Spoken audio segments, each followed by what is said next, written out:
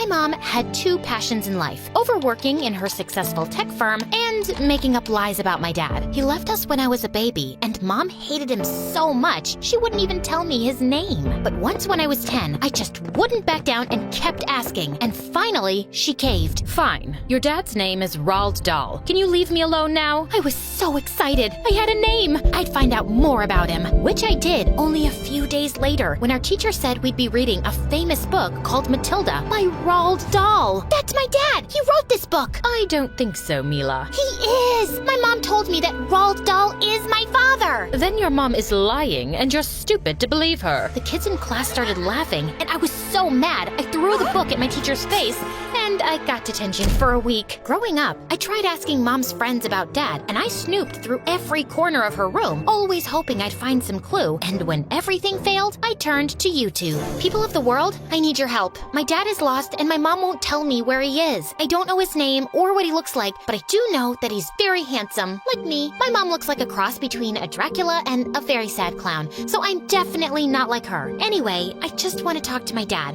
and anyone who can make this happen will get my really expensive Barbie collection. You can email me on www.mymomisamonster.com. I did get responses, but they were all prank emails and creepy messages. And of course, Mom found out and got that channel blocked by her team of hackers. All my colleagues saw that video. It's so embarrassing. I wouldn't be if you'd just tell me who my dad is. Your dad is a nobody, and I don't want to talk about him. Also, you're grounded. With time, Mom and I grew further apart. Eventually, I stopped asking her about Dad and focused on school. And even though I was always a good student, my real passion was painting. I worked hard, watched a million YouTube videos, and by 18, I got pretty good. I even applied to a bunch of art schools and got accepted into a really prestigious one. Of course, Mom didn't approve and thought art was for losers. So I decided to prove her wrong and organized a small exhibition for all my paintings. I invited her friends, my teachers, and other artists I knew, and I was super excited until Mom walked in. So,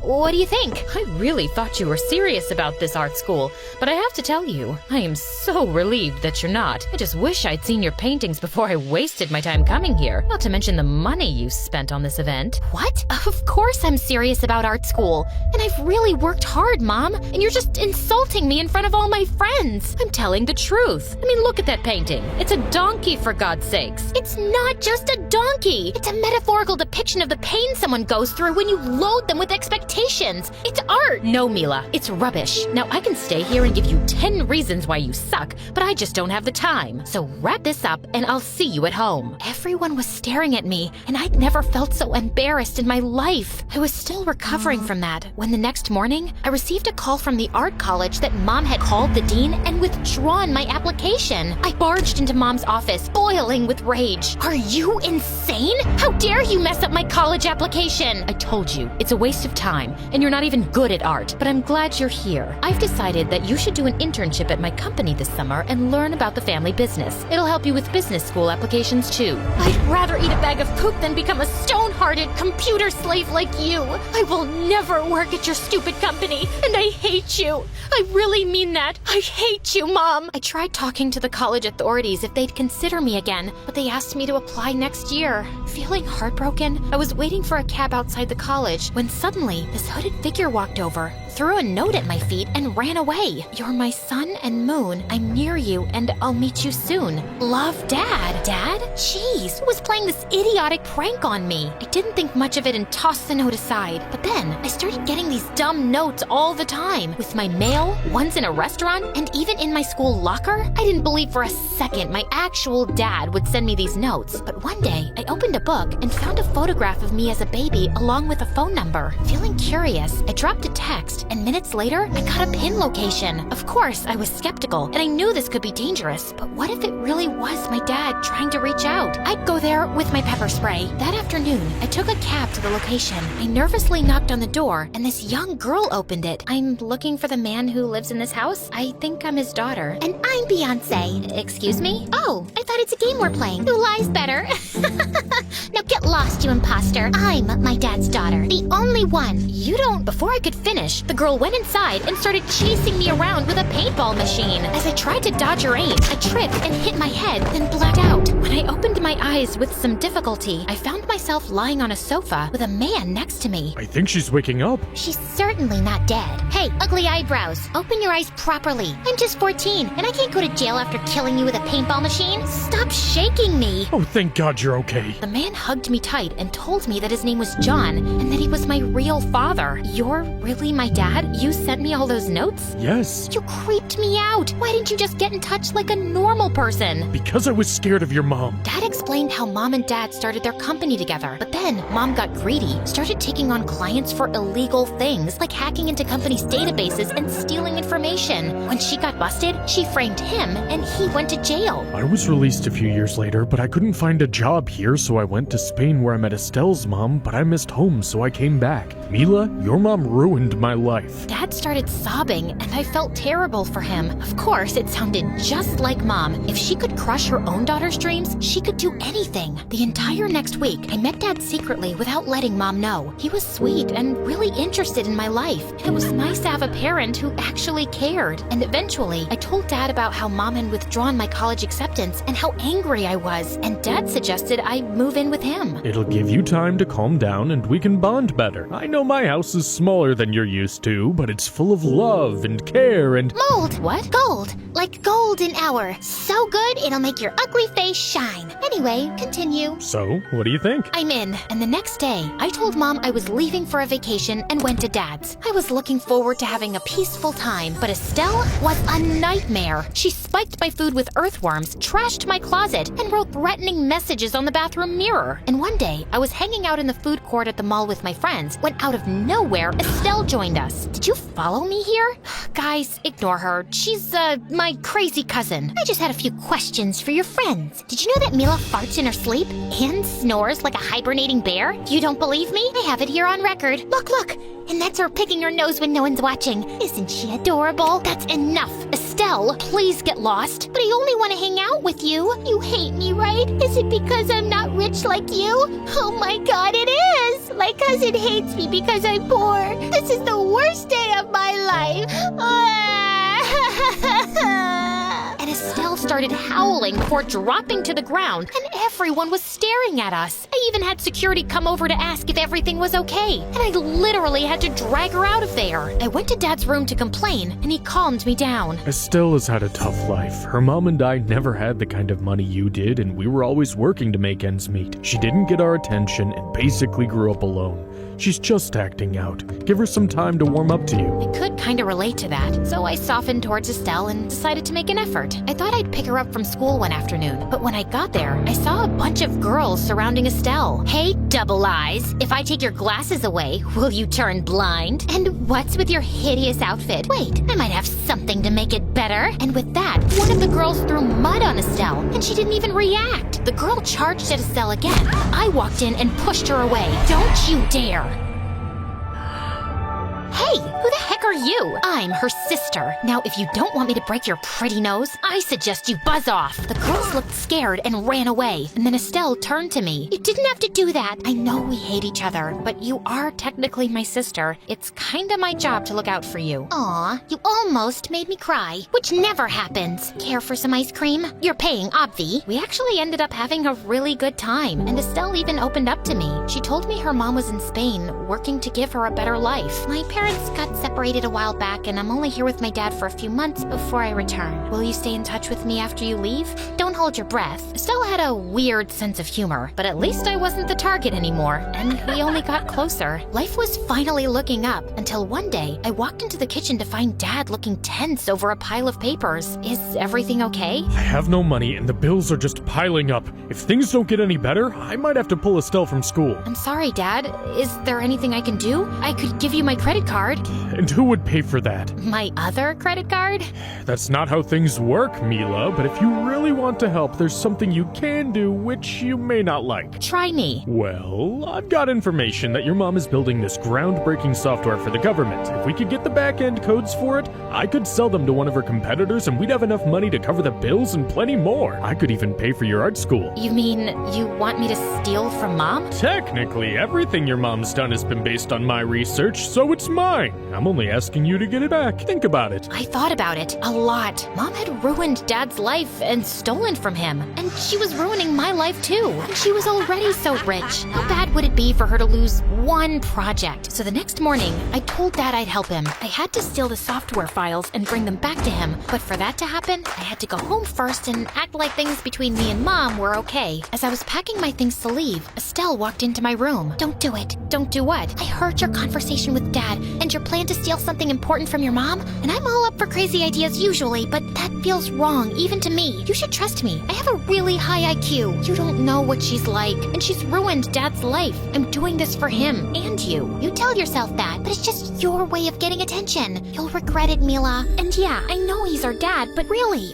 why are you trusting a guy you just met a month ago? Just go away and play with something, Estelle. You're just a kid. No need to butt into grown-up business. Fine, don't say I didn't warn ya. I went back home the next day, and Mom was pleasantly surprised. I've had a lot of time to think, and you're right. I don't want to be a painter and die poor. I'm ready to take you up on the internship offer, if that's open. Of course it is. I'm so happy you finally found your way back. Mom hugged me, and a couple of days later, I started working for her. I kept a close watch on Mom, carefully observing her routine. Any chance I got, I sneaked into her office, but I didn't find anything. So a few days later, while Mom was away, I stole the key to her home office from her room, and sure enough, I found the files on her personal computer. The next day, I went straight to Dad's and handed him the flash drive. Excellent, Mila. Now you can just sit back and relax while I put this information to good use. Did you really mean it when you said you'd pay for my art school? Of course, honey. Why wouldn't I mean that? Well, you've lied about everything you've ever said to me. You can see why I would have trust issues. Excuse me? What do you mean? I was so angry at Mom, and I'd been so keen to find you that when I finally met you, I just believed everything you said. But when you asked me to steal from her, I began wondering if you turned up in my life because you actually cared about me, or if you just wanted to use me to get back at Mom.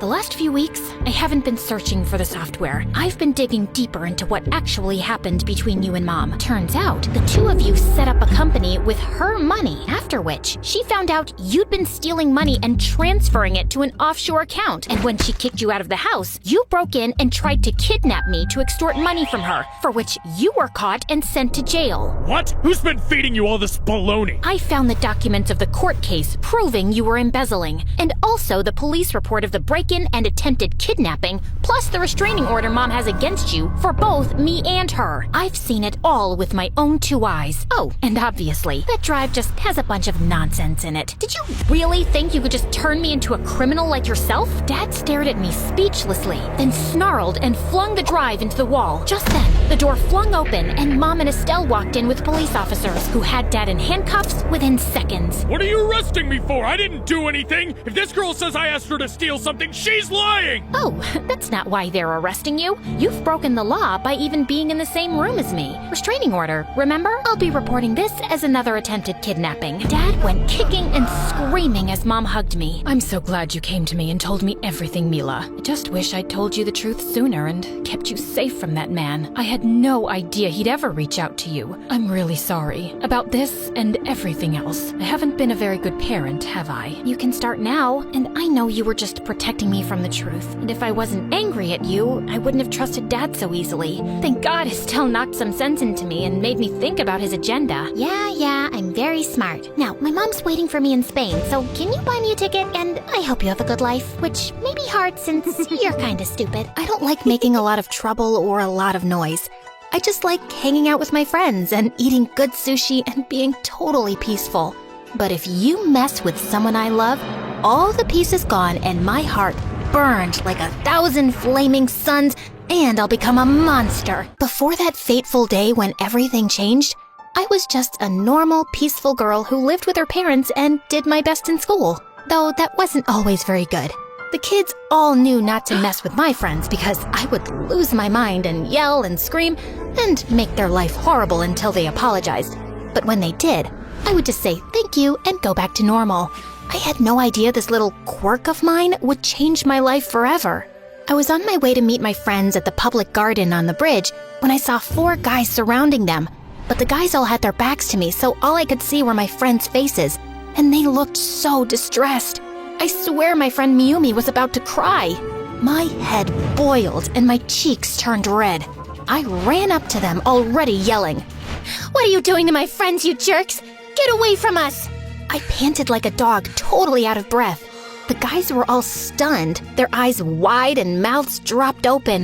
Then Mayumi tapped me on the shoulder and said, "Itsuki, they weren't picking on us. Then why were you about to cry? And you, Akari, I saw your face too. Don't defend these jerks. I know what I saw." Excuse me. I'm so sorry. We weren't harassing your friends. We were just talking to them. "Oh yeah? Then why?" Suddenly, I couldn't breathe. I saw his face, and all the air went out of my lungs. The rage in my heart became utter humiliation, and I wanted to crawl into a hole and never come out. It was... I'm Aoki, and they were just trying to get an autograph. These are my bandmates behind me. I swear, we weren't doing anything bad. I could barely hear a word he said because all I could think about were the millions of times I danced with my friends in my living room to their videos. It was Aoki from the band Take Back Time, the biggest, most popular band in all of Japan and almost the whole world. When he saw me freeze up, he smiled. Don't worry. It was really brave of you to stand up for your friends like that. We have to go to prepare for our show tonight, but why don't you guys come? Look, I always carry extra tickets just in case I meet cool people like you guys before a show. And if you want to come backstage after, just say this to the security guard and they'll let you in. He gave me a paper with the words abracadabra. Aoki sent me. I'm so sorry. It's okay. I like your courage. Maybe we'll write a song about it one day. They left and my friends screamed with joy, but I couldn't even think about going. I was so embarrassed. How could I do that? Yelling at someone just for being nice? And to the pop group I love the most. While we went to eat and my friends couldn't stop talking about going to the concert, I just kept replaying the moment over and over in my head. Except every time I pictured it, it got worse and worse in my imagination. I even started to believe I pushed him off the bridge and into the water. Itsuki, relax. That never happened. Plus, it was your crazy defensiveness that got him to give us the tickets in the first place. I'm not going. What? Are you crazy? This is the chance of a lifetime. We get to go backstage. Yeah, and I get to face Aoki again, my hero who I've idolized since I was in middle school. Except now, instead of meeting him like I always imagined, he'll always think of me as the crazy girl who punched him and made him cry. That didn't even happen. Well, that's what I remember, and you can't change my mind. So no, I won't go. I'll stay home and eat ice cream and cry. That night, I was home, eating ice cream and crying, when my phone dinged with a text message from a number I didn't recognize. All the message said was, outside.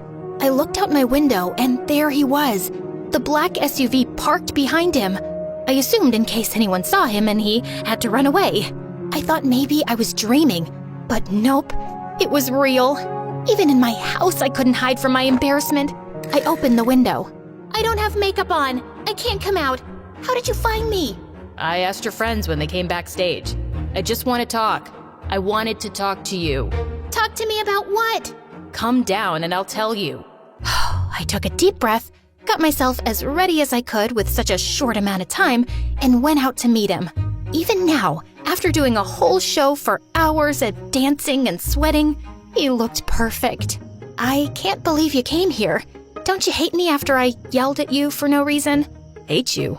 I think you're the coolest person I've ever met. I think your idea of cool and my idea of cool are two very different ideas of cool. He laughed. I wasn't even sure I'd made a joke. What did you want to talk about? Before we get to that, do you want to go to the beach? Now? It's the middle of the night. I know, but when I'm on tour, I almost never have time to go. Today was my only chance, but I wanted to see you, and I figured this way we could do both. So, I went to the beach in the middle of the night with a pop star. I guess I still wasn't sure this wasn't a dream. But on the way, we talked about regular things, like how he missed school and what TV shows we liked. And he asked me a lot about myself, and I just blabbed on, and by the time we got to the beach, I actually almost forgot he was famous. He was just a normal boy in my eyes. We sat on the shore, the stars shining, and it was so beautiful, except it was freezing. I tried not to shiver. I didn't want him to think I was uncomfortable and that we had to leave, but I couldn't help it when he asked me, Are you cold? No. I stuttered, my teeth clattering. He took off his jacket and gave it to me. Finally, I could relax and enjoy being there. What I wanted to say to you is, I admire you. Me? Why? For yelling at you and making a total fool of myself? Yeah, actually. I'm kind of kidding, but the truth is, my whole life, I could never stand up for myself. I've always been so reserved and shy and, if I'm being honest, scared. But because of what you did, I finally had the courage to stand up to our manager tonight. He has been terrible to me and the others for years. And because of you, we're free of him now. I didn't know what to say.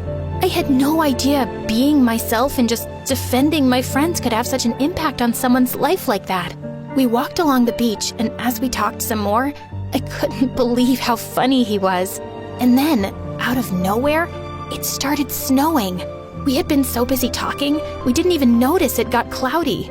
He took my hand while we stood there, watching the snowflakes fall. I looked him in the eye. Thank you for taking me out tonight. I'm having a really good time. Everyone thinks I'm so happy all the time because of what I do, but to be honest, sometimes all I want to do is talk to someone, connect to someone who doesn't see me as just part of their job. No one has ever said thank you for just spending time with me. I'm sorry to hear that. Those people don't realize how lucky they are to have you. He looked into my eyes, and that tiny little moment suddenly became an endless ocean. He leaned in to kiss me. I closed my eyes. I couldn't believe it. My first kiss was gonna be with the biggest pop star in the world.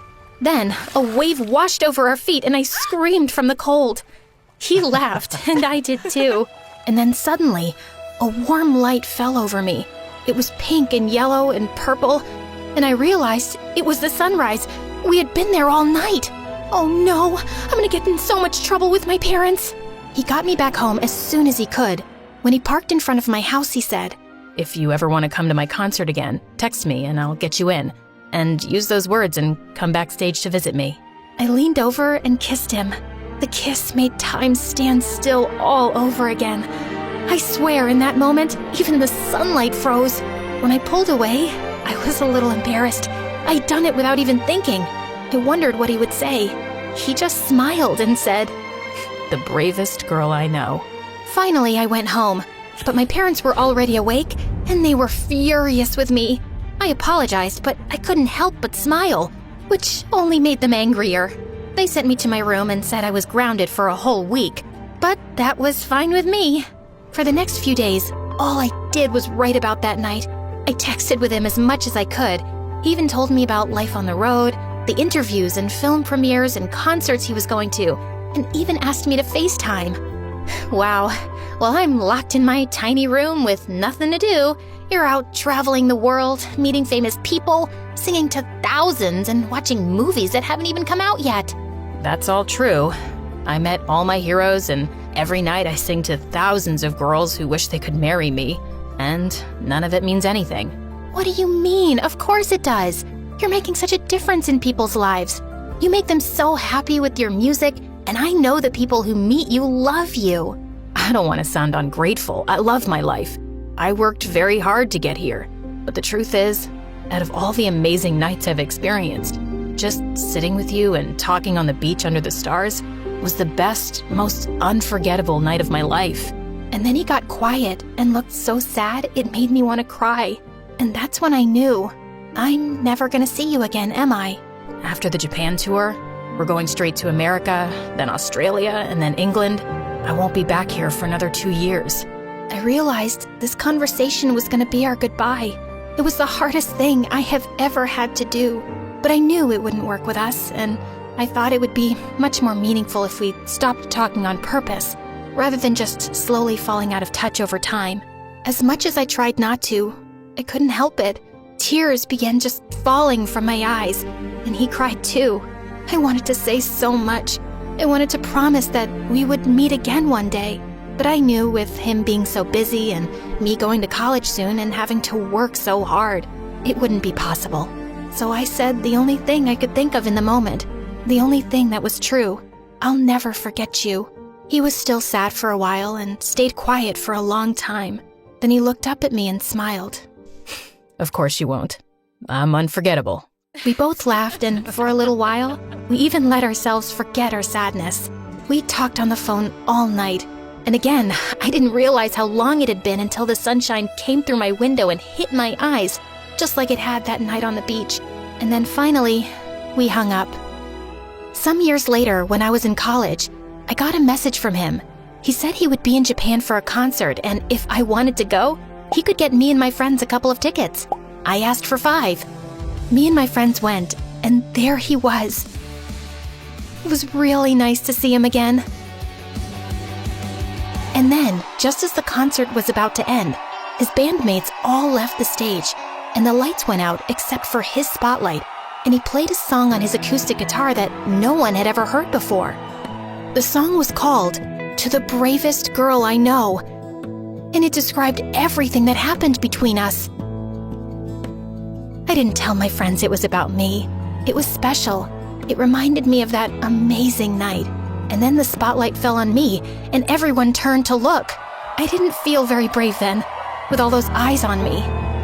Come on up to the stage, brave girl. He said, and everyone clapped when they realized the song was about me. My friends were in shock. I took a deep breath and walked through the crowd. But all the fear left me, and I realized, maybe I really am brave. On the stage, he met me in the middle, putting his guitar on the stand and turned off his microphone so that when we talked, it was only for us. Hey, I missed you. Of course you did. I'm great. He laughed, and then, with the whole world watching, he kissed me right then and there. The crowd went crazy with applause. I don't know what'll happen, but for now, I'm just happy being his brave girl. Growing up, the only person who ever noticed me was my big sister Akari. My mom traveled for work so much that I even called Akari Mom when I was too little to understand what was going on. My sister would take me to school where I would sit in silence and never say a word to anyone until she picked me up again. And then I wouldn't shut up the whole way home. But she didn't mind. She liked hearing me talk, and she liked playing games with me, like making me look like one of her dolls. She would also give me a makeover using our mom's makeup, or dress me up as a monster and have me chase her around the house. Rawr! I'm gonna eat your head! My head? Yeah, it's the yummiest part! You really are a little monster! Rawr!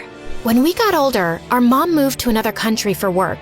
She asked if we wanted to come, but we decided to stay. Akari had graduated from university and had a real job now, so we didn't have much time to hang out, but every Friday, I would wait for her at the train station near my school for when she got out of work, and we would hang out all weekend. And even though we grew up, nothing really changed, except now we didn't play dress up anymore. Now we dressed up for real to go out to dinner or the arcade or whatever we wanted. We had the best life. The only problem was, I was still too shy to talk to anyone, especially boys.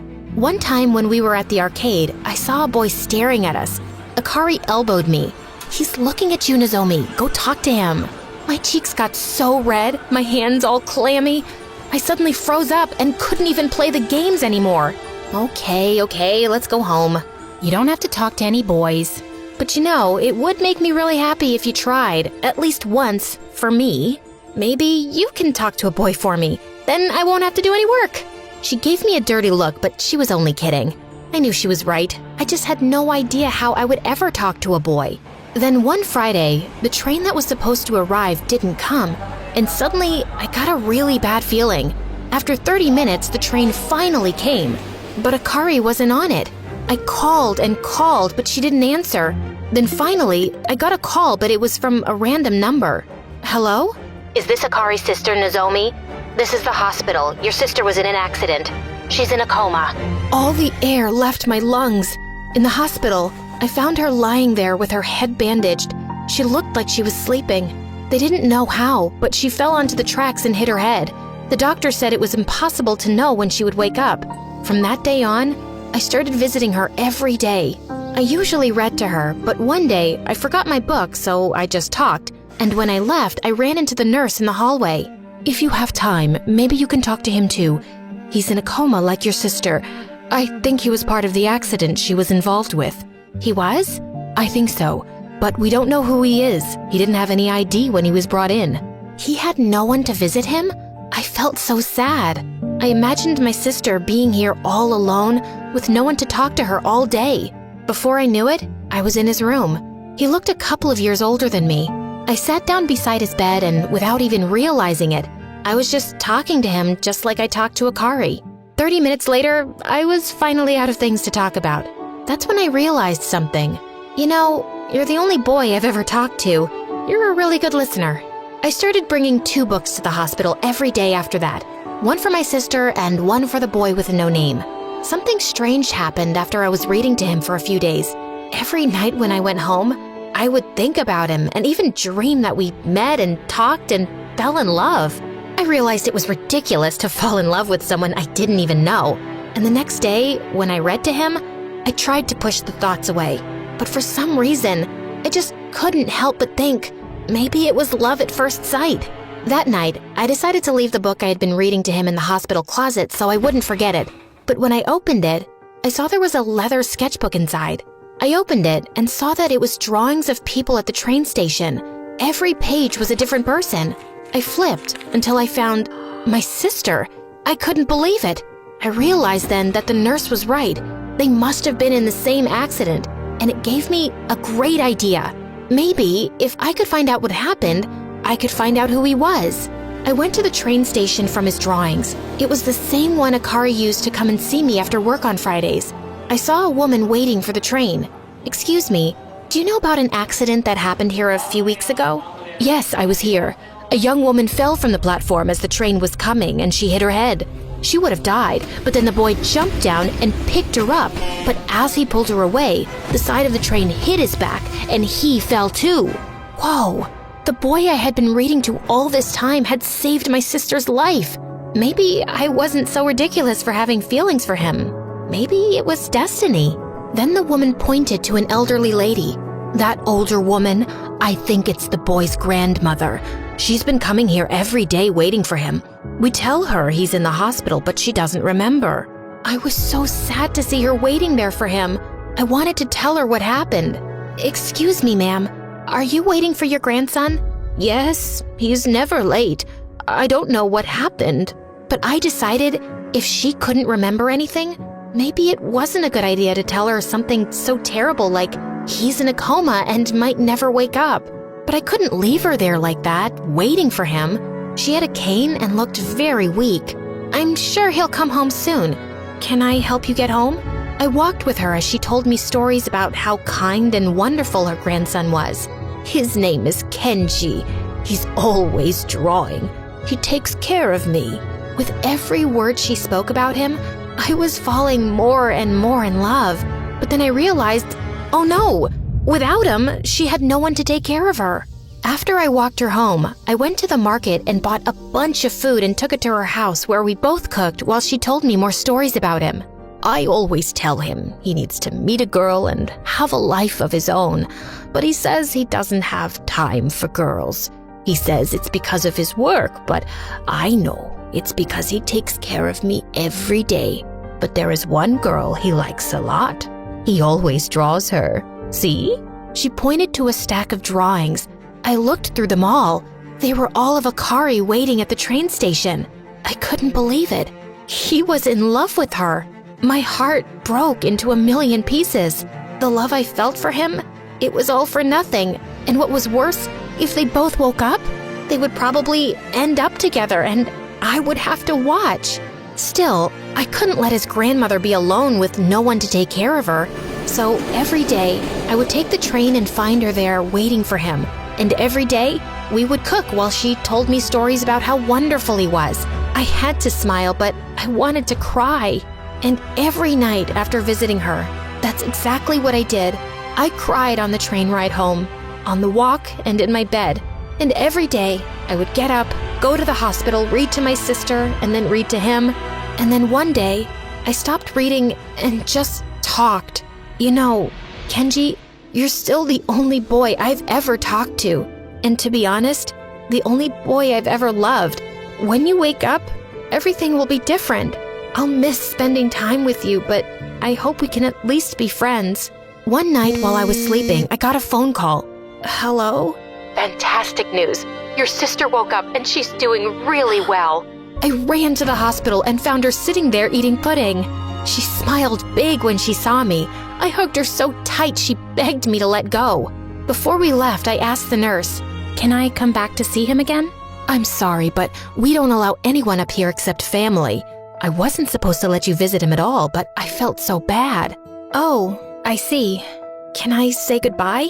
She nodded and went to Kenji's room. "When you wake up, I'll make sure you and my sister meet again. Oh, and don't worry. I'll take care of your grandmother until then. Goodbye, sleeping boy." I asked if Akari remembered anything, but she didn't. "I heard a boy saved your life when you fell." "Really? I would love to meet him one day." "I'm sure you will. Fate has a way of making things happen." After that, Akari was still too hurt to work, so she just lived with me. But I kept seeing Kenji's grandmother every day to make sure she ate and was doing okay. One day, I knocked on his grandmother's door, and when it opened, it wasn't her on the other side. It was Kenji. Hello. Are you looking for my grandmother? Yes. She told me someone was taking care of her while I was sick, but she couldn't remember your name. Thank you. Then he gave me a big hug, and all the thoughts I was trying to push away about being in love with him came back. He invited me inside, and we all had dinner. And this time, he had done all the cooking, and it was delicious. While we sat and ate, I realized all the stories his grandmother had told about him were true. He was kind, sweet, funny. Then he asked me to wait while he put her to bed. After, he asked if we could talk outside. I said yes, but to my surprise, instead of going out the door, he went to a ladder that led up to the attic. "Wait, why up there?" This is where I go to draw when my grandmother goes to bed. And tonight, there will be fireworks. He went up and I followed him, even though I hated heights. He led me to a window and stepped out. He sat on the roof and I sat beside him looking over the faraway city. The lights twinkled like stars. So, how did you meet my grandmother? Oh no, I hadn't thought about this part. If I told him the truth, I would have to say that I read to him in the hospital. At the train station, she was always waiting for you. Which wasn't a lie exactly, but now that meant I couldn't even tell him thank you for saving my sister's life. Maybe if I ask him about the accident, it will all come out naturally. But he said he couldn't remember what had happened. I felt so foolish for not telling him the truth just to save myself from a little embarrassment. All he did was be nice to me. I decided I owed him for saving Akari. So even though I would be humiliated and look stupid, I would tell him the truth. But before I could, he said, I kind of remember a little. There was this girl. I think she fell. I was in love with... I know. You know? How could you know? I saw your drawing of her. Your grandmother showed me. You were in love with her. That's why you jumped and saved her. Actually, no. I was in love with her sister. I couldn't breathe. Did he just say what I think he said? He looked down at the ground and said, Every Friday, the girl from my drawings and I would get on the same train. Sometimes we talked a little. She said she was meeting her sister and she started telling me about her, what she was like. She was cool and funny and when she would get off, her sister would meet her and I guess it was love at first sight. Like we were meant to be. Sorry, I must sound stupid. Good thing he wasn't looking at me, or maybe he would have seen the hearts in my eyes. Why did you draw her sister and not the girl you liked? I only saw her for a few seconds every day, but I always tried. Then he showed me his book of drawings, and all the way in the back, there were drawings of parts of a girl. Never the full picture, since he drew from memory but never saw her fully. It was me. I couldn't believe it. After the accident, I can't remember what they looked like. I went to the station today, but I didn't see anyone who could have been her or her sister. I guess I'll never see her again. Actually, you're looking at her right now. He turned to me, confused, and then his eyes lit up and he recognized me. But how? I don't understand. I put my hand on his and kissed him. Just then, the sky exploded with fireworks. I pulled away and looked into his eyes. It's a little complicated. Let's just say I took care of you. My dad used to be a basketball player for the national team, but he had to quit after a serious sports injury and a permanent limp. But he didn't give up his passion and became a basketball coach. He was my inspiration to always work hard. Always remember, Kayla, the harder you work, the higher you go. I was a very tall kid from the start, and while everyone around me thought I was a little weird, I loved and embraced my height. Hey, how's the weather up there? The weather is great. The view, not so much. When I turned 10, I got into basketball just like him, and I loved it. I worked really hard, and by the time I was 16, I was the best player in town, and also won a sports scholarship to a great school, which was in Dad's old hometown. On my first day in my new high school, everyone stared at me, but this one girl, Heidi, was the weirdest. She was the mayor's kid and a total brat. And even worse, she was on the girls' basketball team too. During the first day of practice, the coach introduced me to the team. Kayla's one of the best players in town, and we're lucky to have her on the team. As if I can take that giant down in one shot. Excuse me? Did you say anything? I was just saying that being tall doesn't make you the best player. I have the skills to beat you. Really? I'd love to see you try. Heidi and I had a one-on-one match, and I totally owned her. The coach was super impressed and asked me to take over as the team captain. I was over the moon. Wow, that was impressive. I looked behind to see a cute guy towering over me. For the first time ever, I'd seen a boy taller than me. Well, thank you. I don't think I've ever seen Heidi get this angry. You did a fab job. I'm Jay, by the way. Jay was in my class and the captain of the boys' basketball team, not to mention the hottest guy around. After that day, Jay and I started hanging out a lot and even trained together in school. By the time we were in our senior year, Jay was my best friend and we were always together. Things were great, and when I broke the record for highest baskets in a season, Jay was the first one to cheer for me. Wow, look at you. You had a great season. Well, thank you. It wouldn't have been so good if it wasn't for your grueling training. Well, you're welcome. It's been a pleasure to work with you. As we were talking, I opened my locker and was bombarded with glitter shots. My clothes, face, books, and even Jay's clothes were covered in pink sparkles. Wow, looks like you have a secret admirer. More like a hater. We both know who this is. Oh my God, just when I thought you couldn't look any worse, you show up in a full face of glitter. Is that a new makeup trend? For losers? I wouldn't know since I just had the perfect season. How was yours? Scored any baskets?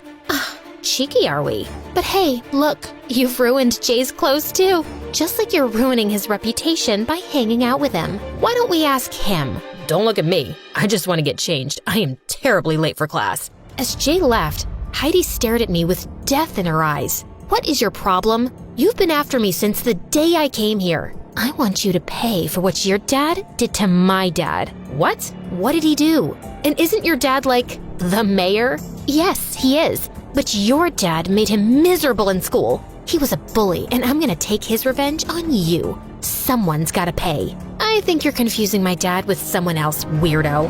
I walked off quickly. This girl was crazy and just making things up. My guess was that she hated me, mostly because I was close to Jay and she had the biggest crush on him, which she didn't hide. A few days later, while I was in the locker room changing, I heard Jay screaming my name. What's wrong? Why do you look like someone stole your Air Jordans? It's not funny, Kayla. Do you really mean it? How am I supposed to know? You tell me. Did someone steal your Air Jordans? I'm not talking about that. I'm talking about this note you left me. And I understand how you feel, but this is all just a bit of a shock to me. I was so confused until I took the note from Jay's hand and saw that it was a love confession from me. And I didn't even write it. I had a feeling Heidi had something to do with this. But before I could say anything, I saw her walking out of the gym. So I just grabbed Jay by the collar and kissed him. Wow, that was weird, I know, but just play along. Heidi's watching us. I'm sure she's the one who sent you the note. This is nonsense. Look at the handwriting carefully. It looks like a first grader wrote that. I've seen her assignments, and trust me, she writes exactly like that. Besides, do you really think I'd write such creepy, cheesy stuff? Yeah, but why would she do that? She likes you. Isn't it super obvious? And maybe she thought this note would make you freak out. But the joke's on her. I'm sure her butt's on fire. So you don't like me? And this note is just a stupid prank? Of course. What did you think? Yeah, of course. I was sure it was a joke too. Just then, the craziest idea struck me. We could totally pretend to like each other to piss Heidi off. So for the next few weeks, every time Heidi was around Jay and me, I would hug him or loop my arms in his and pretend to be lost in love. Oh, Jay, your eyes remind me of basketballs. Ew. How about this? Kayla, every time I see you, I feel everything is perfect, and I can stare at you all day, deep in those perfect brown eyes. He was just being lame, but somehow it made my heart skip a beat. How was that? Enough to convince her? Now, if we're done, let's go to class. Yeah, totally. This continued for days, and I could tell that watching me and Jay together as a couple was burning Heidi to a crisp. She was so distracted by everything that her game was at an all-time low. And even the coach decided to bench her for the upcoming championship. Don't you think we've gone too far? We should just let it go now. But the fun's just begun. She's always been mean to me. Have you forgotten the days when she ruined my new shoes? Dad got them for me after saving for months. And what about the time she burned my jersey and the coach screamed at me? She deserves it. But pulling a prank on her only makes you more like her. Think about that. Jeez, relax. You don't have to go all Buddha on me. Besides, it's only for a few weeks. She can stay distracted, and I'll perfect my game for the championship. Only the best player will get to go to a college with the prestigious Stanford scholarship. So that's what this is really about? You want the scholarship? That's not what I meant, Jay. Yes, of course I want the scholarship because I'm not as rich. But you know what? I get it. You're right. It was me who got mixed signals. Mixed signals? What did he mean? I wanted to ask him, but before I could, he flung his bag and walked off. When I tried calling him that evening, he totally avoided my call and didn't show up to school the next day, or for a whole week after that. I left him a text, and all he said was that he was down with a bug. I was sitting in the cafeteria one day watching my favorite MSA videos, when suddenly Heidi plopped her butt next to me. Trouble in paradise? Where's your boyfriend? Who? Oh, Jay. He's not well. Oh, but I saw him at the party last night, and he looked fine to me. Did he finally realize you're too trashy for him? Or maybe he finally got tired of looking at your dumb face every day. Who knows? I got up and left, but I felt bad about Jay lying to me. He said he wasn't well. Then why was he at a party? Or maybe Heidi was just lying to get under my skin. I had to confirm it. So I went to his place to check on him, but security told me he wasn't around. And the next day when Jay showed up, he totally blew me off. Hey, where have you been? And why aren't you answering my calls? Because I didn't feel like it. Now, can you move? I'm trying to get some practice. The championship is coming soon? Oh, you would know that, since it's so important for you and your precious scholarship. Are you still hung up on that? I said, I'm sorry, Jay. I didn't mean it like that. Is she bugging you? Is my coochie-coo honey bunny getting annoyed? Jay continued shooting as I stared at Heidi in shock and then burst out laughing. I don't know what's funnier, that dumb dress you're wearing or the fact that you just called Jay all sorts of marshmallow names. Oh, I'll tell you. The funny thing is that you're out of the picture and I am Jay's girlfriend. You're what? Oh, please tell me this is just one of your dumb pranks. Can you both take your crabby fight somewhere else? Some of us are actually serious about this game. But you can't date her. Really? Why not? What's wrong with her? She likes me. I tried to think of a better answer than she's a witch, but just then the coach walked in and asked us to get ready for practice. And then there was never a good time. He was either busy with basketball practice or that leech Heidi was always around him. It made my blood boil. But with the championship coming up, I had bigger fish to fry. I started practicing day and night till my body was sore, and it really helped me to keep my mind off the whole Jay situation. One day before the championship, I was walking home when I saw Heidi and Jay outside a cafe. You have to stop looking at Kayla like some lost lover boy. You need to look happier being my boyfriend. I'm only with you because I don't want to mess up Kayla's scholarship. I didn't know I had to look happy about it too. Fine. It's not like I'm really into you either. I just want to make Kayla suffer for what her dad did to my dad. And I know she's hating seeing how close we are now. So you better keep up the act. Just remember, all my dad needs to do is place one phone call and no good university will take her in. She can kiss that scholarship goodbye. Whatever. I'm here, right? I wanted to slap the daylights out of Heidi, but just then Dad called and I had to rush back home. And I really needed to ask him what he did to Heidi's dad. Oh God, that was such a long time ago. Yeah, I went to school with her dad and we used to bug him a lot. He was always trying too hard to fit in and getting everybody to like him, but he wasn't a nice guy. Maybe I wasn't very nice to him either, but it was decades ago. He's 10 times more successful than me now. Looks like he's still holding on to a grudge and his stupid daughter is taking it out on me. I couldn't sleep the whole night thinking about the whole situation. Jay was my best friend, and that witch was blackmailing him into dating her because of my scholarship. I had to put an end to this. So the next day, I walked straight up to Jay. Kayla, this is the boys' locker room. You need to dump Heidi. I heard you two talking by the cafe last night, and I know she's blackmailing you with my scholarship. But Jay, you don't have to do this for me. And stop blinking like that. You're freaking me out. I just don't know what to say. Listen, Kayla, the scholarship is important to you. And if I can keep Heidi off your back for a couple of days by doing this, then what's the harm? I don't like it. I can't see you two together. Why? Jay looked into my eyes, and I could feel my body melting at his touch. What was happening? I wanted to say something, but it was like words had fallen out of my brain. Was I falling for my best friend? Just then, his teammates called him and Jay left for his match. I waited by the courtside to talk to him later, but as soon as the match was over, Heidi leapt onto him and I couldn't stop myself from pushing her away. What the heck? How dare you touch me? How dare you touch him? I know you're just blackmailing him into dating you. So please, why don't you save face and get lost? Jay, you don't have to date her for my scholarship. But Don't be stupid, KK, or you'll end up losing everything. You can take away 1,000,000 chances from me, and I'll still make it because I know I'm talented, unlike you, who always gets everything because of your father's money. Oh, sweetheart, money speaks for itself.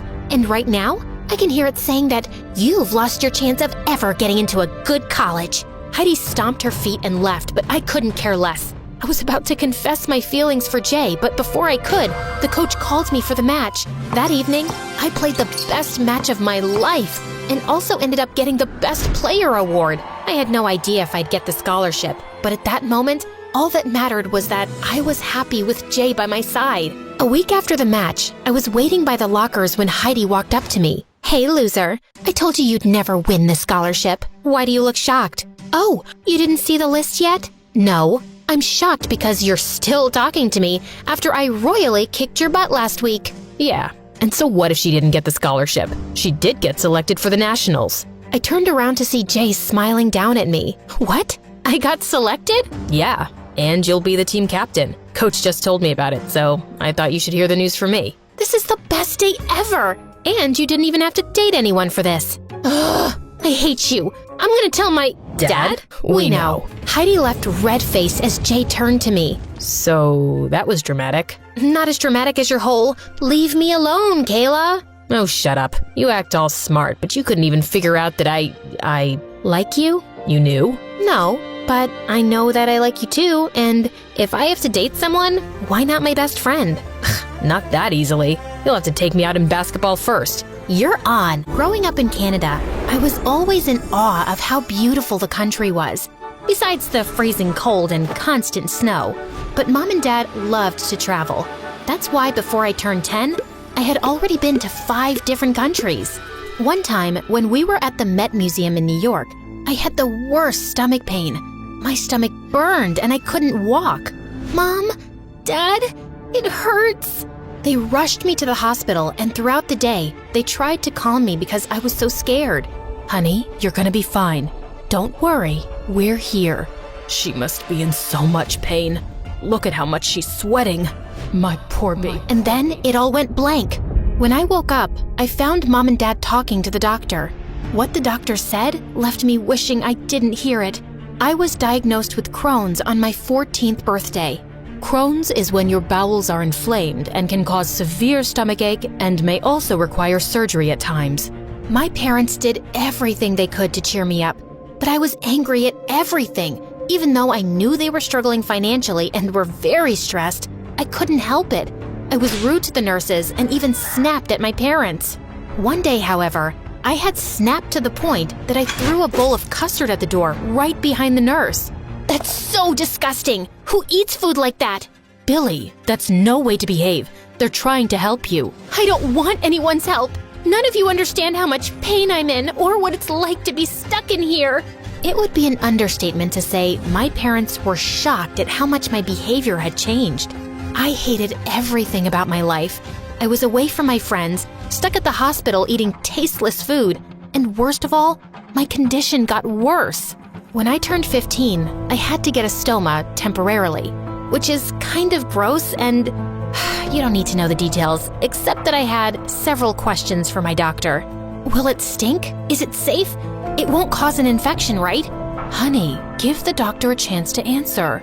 Because of the surgery, I had to stay in the hospital for a couple of months so I could be monitored. The pain was getting worse, and I hated being at the hospital at first. One day, I walked out of my room because I couldn't sleep. That's when I heard someone crying. I walked towards the sound and saw it was Mom, and Dad was trying to calm her down. I don't know how to help her. She's so upset here, and the bills will keep getting higher. What do we do? We will continue to be happy around her. She will be irritated, but if we stay happy, maybe she'll feel more hopeful. I felt like the biggest jerk. My parents were struggling, and I had no idea because they were trying so hard to make me happy, make me feel like a normal teenager. That was when I decided to repay the favor and make them feel better about everything. But the only way I could do that right now was to be happy, or pretend to be, even if I'm not. So, to make my parents feel better, I sucked it up and decided to stay happy. I read somewhere that having a positive mindset helps heal faster, and that is exactly what I did. I decorated my room with pictures of friends and family, every trip we went on, and so much more. Billy, I love what you've done with your room. It's so pretty, honey. Thank you so much. I was cut off by some guy yelling and a nurse crossing my room wiping her tears. The nurse told me that there was a new guy down the hall, and he was always angry. I knew how he felt, and I realized what a horrible person I had been to my nurses before. I knew just how to fix his mood. I wanted to do something for him, to get him to smile, but he wouldn't leave his room.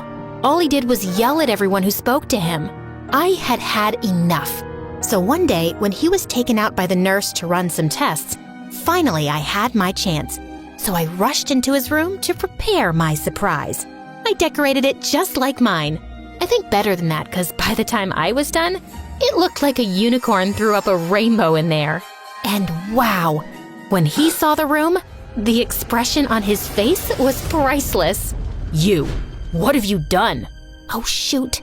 I ran away from him, but to my horror, he was running after me too.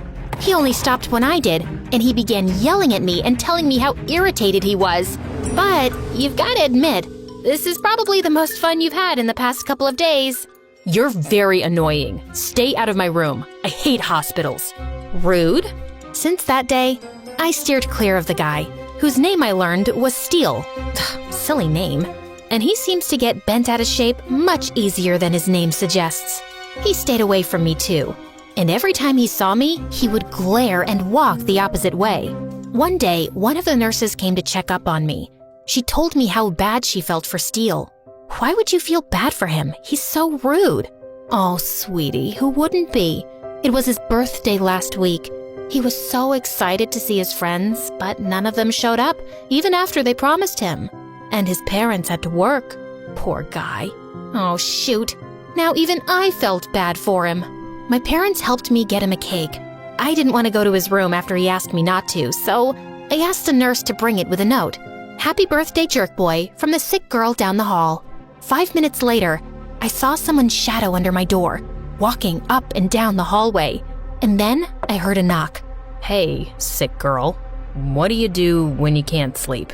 Wow. Took you 6 rounds up and down the hallway to ask me that? Just stare at the stars, I guess. He just rolled his eyes at me. I brushed past him and dragged him with me to my favorite spot. We went to the courtyard and sat on the bench looking at the stars. I'm sorry. It's just that I hate missing out on everything. Why do I have to be sick? Why can't I just have a life like every other kid my age? It's just not fair. I was like that too at the beginning.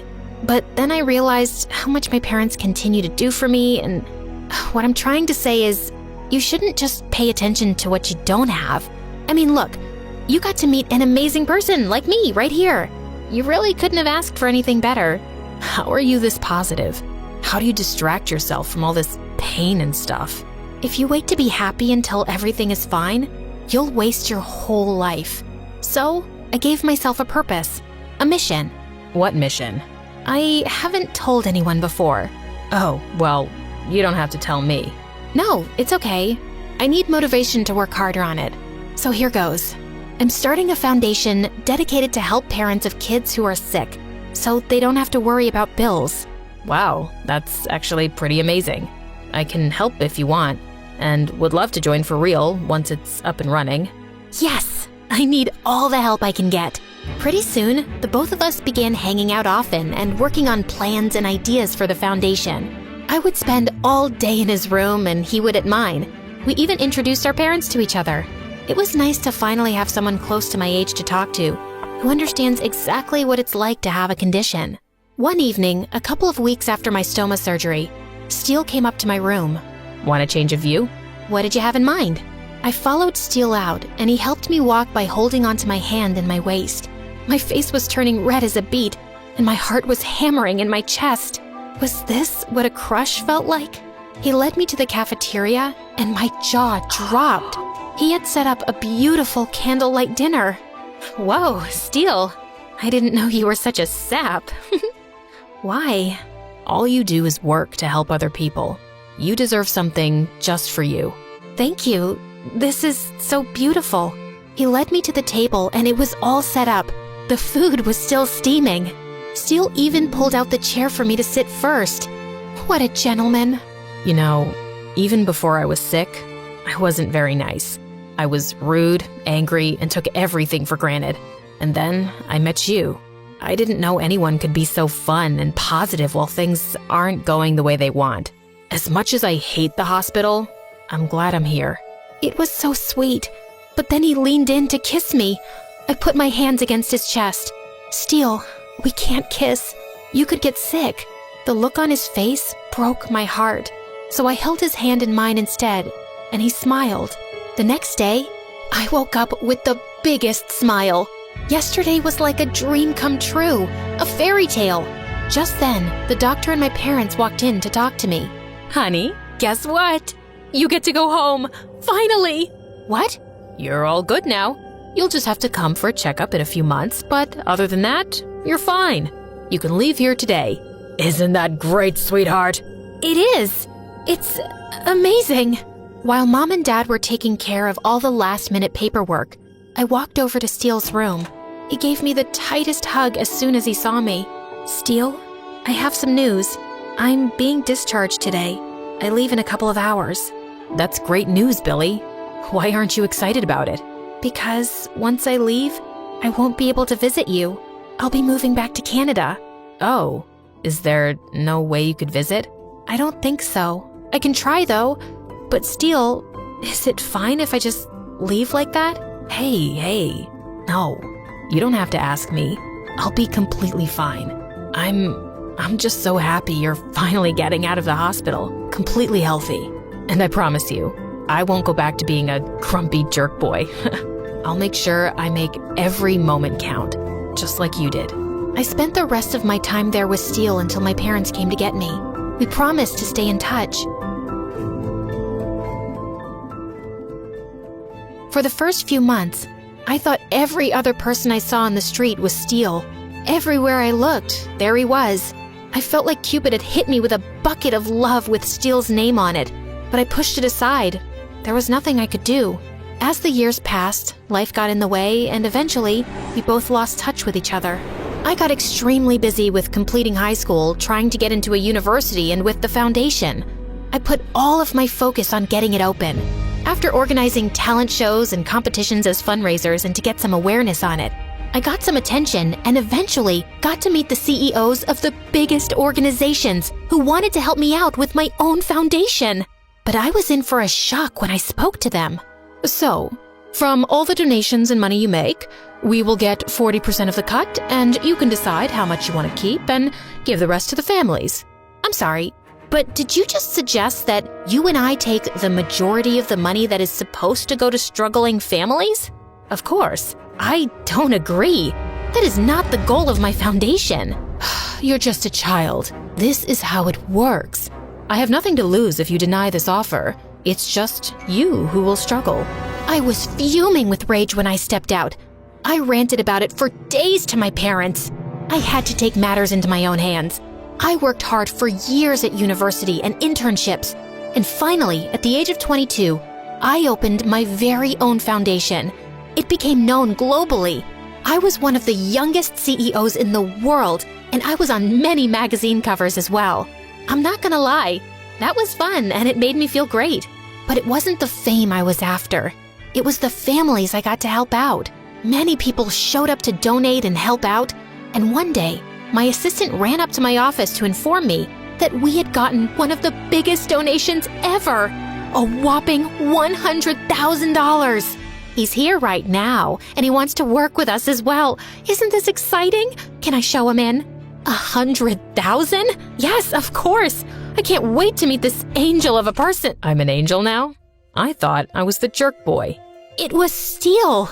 I couldn't believe my eyes. 6 years later, and he was finally here. So I'm perfectly healthy now. Do you think we could pick up where we left off? Maybe I take you out somewhere that doesn't serve hospital food? I'm so happy for you, Steele. And I know a great coffee shop. There's so much catching up to do. Everything worked even better than I could imagine. And it was all because a long time ago I decided if you wait to be happy until everything is fine, you'll waste your whole life waiting. They say that when true love comes for you, you won't know what hit you. My girl Lacey came at me like a freight train. Babe, this song is for you. Every girl in the club turned to me with their eyes popping out of their sockets and their jaws wide open, like they thought I didn't deserve him. I don't care what anybody thinks about Walker and me. Well, that's not exactly true. I did care about what one person thought. Bex, Walker's little sister and my best friend. When Walker and I got together, I was sure I'd added a boyfriend and subtracted a best friend. I should probably start at the beginning. But first, please like and subscribe. It all began on the day we were born. Yep, we. Bex and I were born on the same day in the same hospital. Our parents lived next door to each other, and our moms were inseparable. Soon, they were pregnant at the same time. I can't believe we're so close to meeting these little ones. I know. They're gonna be the best of friends. It's as if Bex's mom had a crystal ball because she was spot on. Bex arrived 17 minutes before me, and we've been BFFs since. She's always been kind of motherly to me, and she took her job as the oldest seriously. We should clean up these toys and get a snack. But I was still playing with that. Did you pack your raincoat? It looks like it's gonna rain. When I say we did everything together, I do mean everything. We went to dance class together. Lacey, how are you so flexible? I feel like a statue next to you. Double jointed, I guess. We were each other's biggest cheerleaders, and we told each other everything too. My parents were fighting again last night. I'm worried they won't make up. Don't worry, babe. Your dad'll get a new job and that stress will just go away. But then, one day, when we were 13, life as I knew it changed forever. Bex and I were walking home from school. We were on the crosswalk when suddenly a car came screeching through the red light at high speed. All I remember was the sound of metal and glass and the smell of burnt tires before I was hit with a huge force,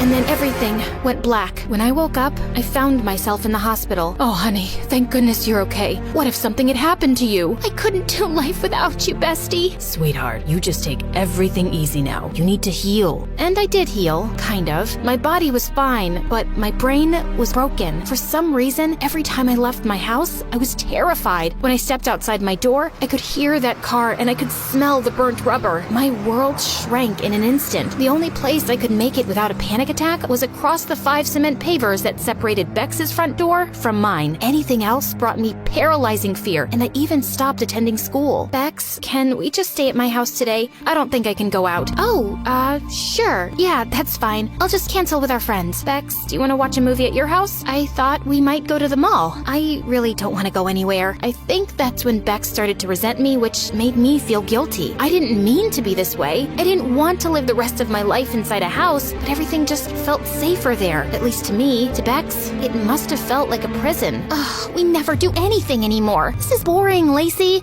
There's so much out there to see and do. I was ashamed. Why was it so hard for me to just go outside and act like a normal teenager? Bex, you can go to the party if you want. I'm gonna stay here. Are you sure? You could try coming, right? We can leave early. Couldn't you just try today for me? Who knows? It might not be as bad as you're imagining it. A party sounded about as much fun as scrubbing tiles with a toothbrush, but I decided to make an effort for Bex. I was sweating bullets, and my heart was pounding by the time we made it to the party. My friends from school seemed happy to see me, though, and I started to relax just a bit. I sat down in a corner, not ready to join the dancing crowd yet. Maybe Bex was right. This wasn't so bad. But just then, a waiter carrying a tray of drinks suddenly tripped, and everything went crashing to the floor. The sound of the smashing glass sent me into a panic.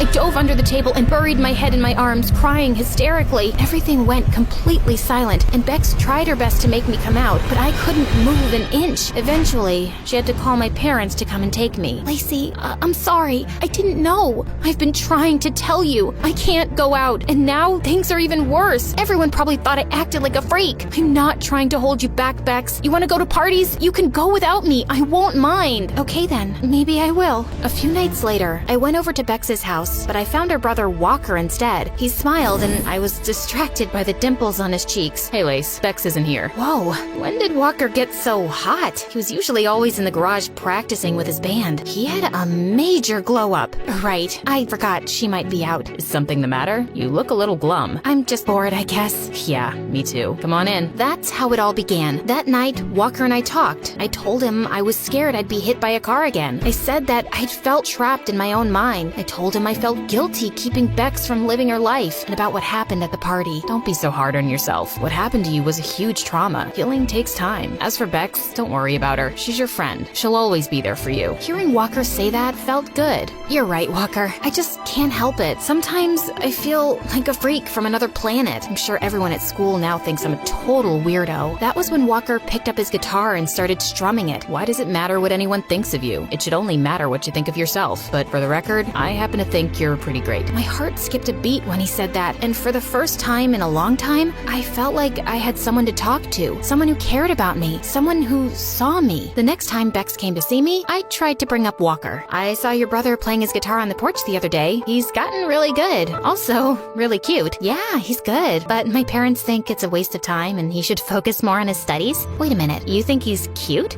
Just an observation. He didn't look too bad from my window. You know he's off limits, right? Because the last time he dated a friend of mine and broke up with her, she shut me out completely. I never want him going near any of my friends again. I know all that, Bex. Don't worry. But soon, I was waiting for Bex to leave her house so I could go and spend time with Walker. Part of me felt like I was betraying her, but I was hooked on a feeling. The feeling I had every time I looked into Walker's eyes. It didn't take long for Walker to get hooked too. All these years, and I didn't realize what a cool person you were. Bex kept you all to herself. Walker and I started spending more and more time together. He told me he wanted to be a famous singer, but he didn't feel like anyone in his family supported his dreams. I did, though. No one gets to tell you how big to dream, Walker. You can do anything you set your mind to. I know my sister might kill me for saying this, but I feel like you understand me. I feel connected to you somehow. He leaned in, and in one moment, his lips were on mine. All the tension I'd been feeling exploded, and I almost saw stars. My knees felt wobbly, and my head spun.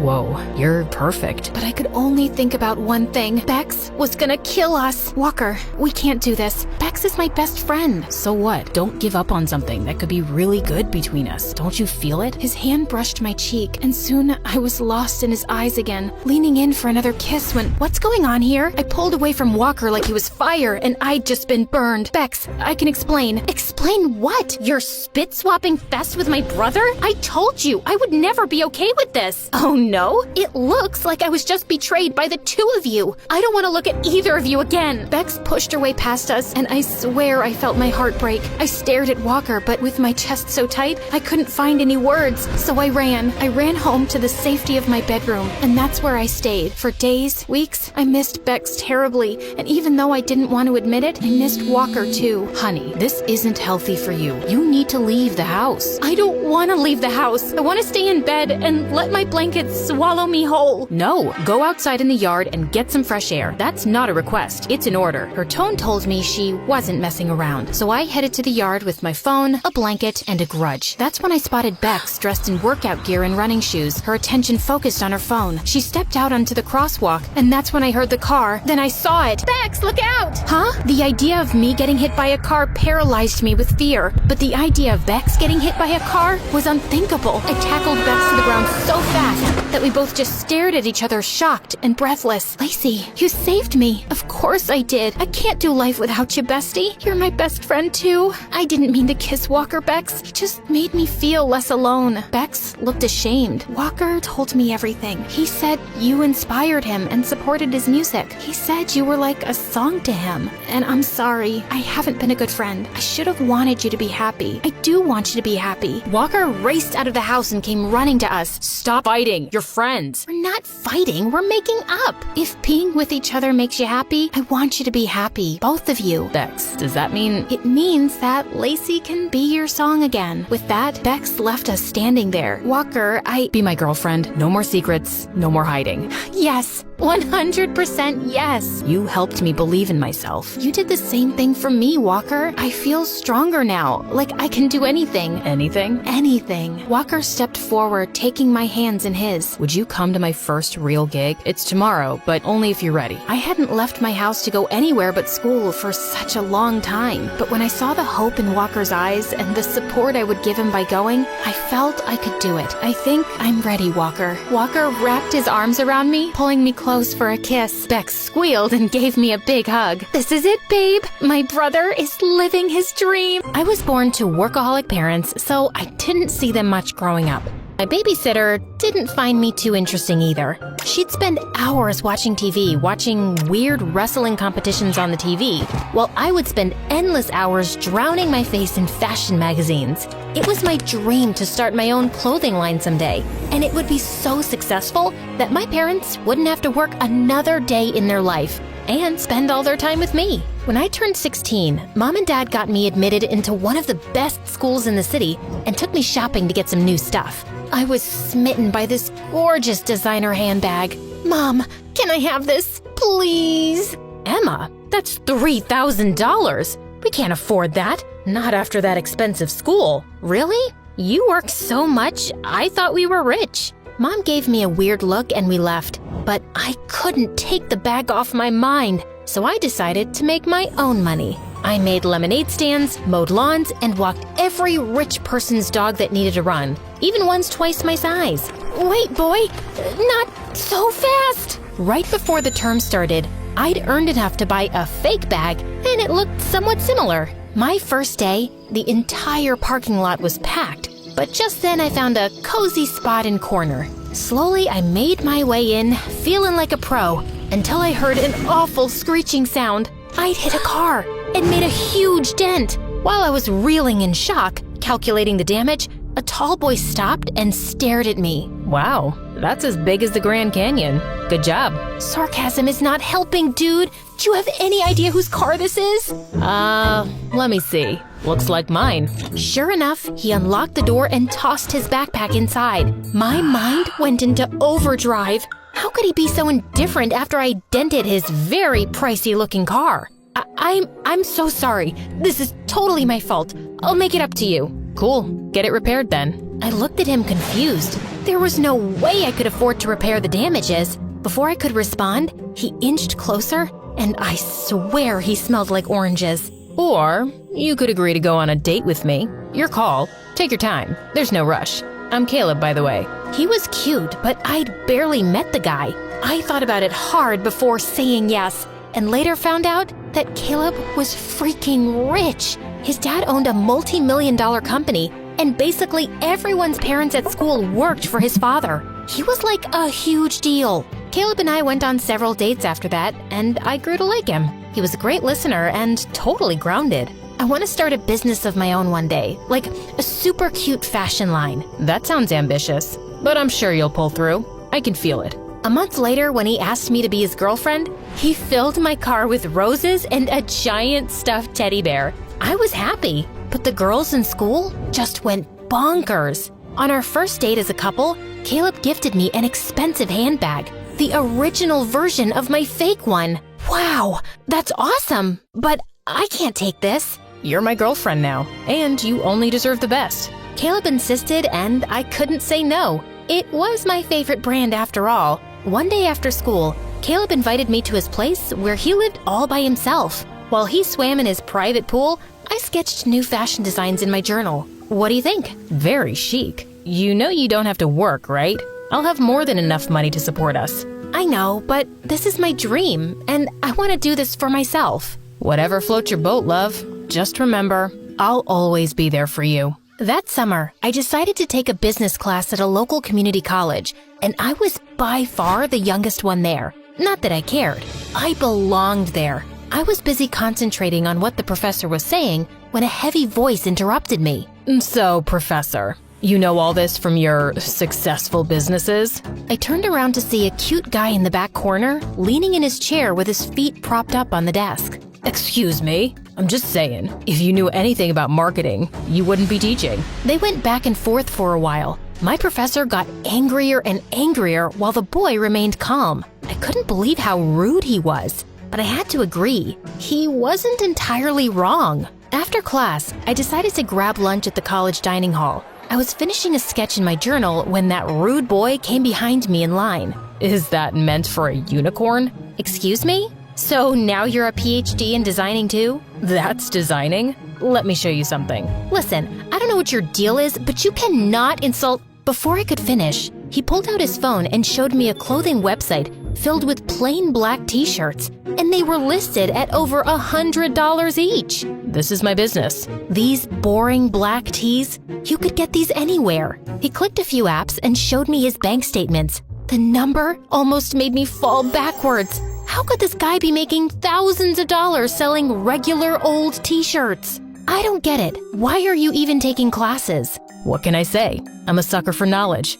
You're crazy. Actually, I'm Eric, and you need a better teacher. Someone who knows how to make big bucks in real life and not some loser professor. He went on to cut me in line and buy the cheapest thing on the menu. For a while, I avoided Eric like the plague. I didn't want my work associated with him, but the more I researched about his business, the more I realized I needed his expertise. He could sell t-shirts just from the hype alone. So that following week, I put my pride aside and asked him to tutor me. Little did I know, it would turn out to be my biggest mistake.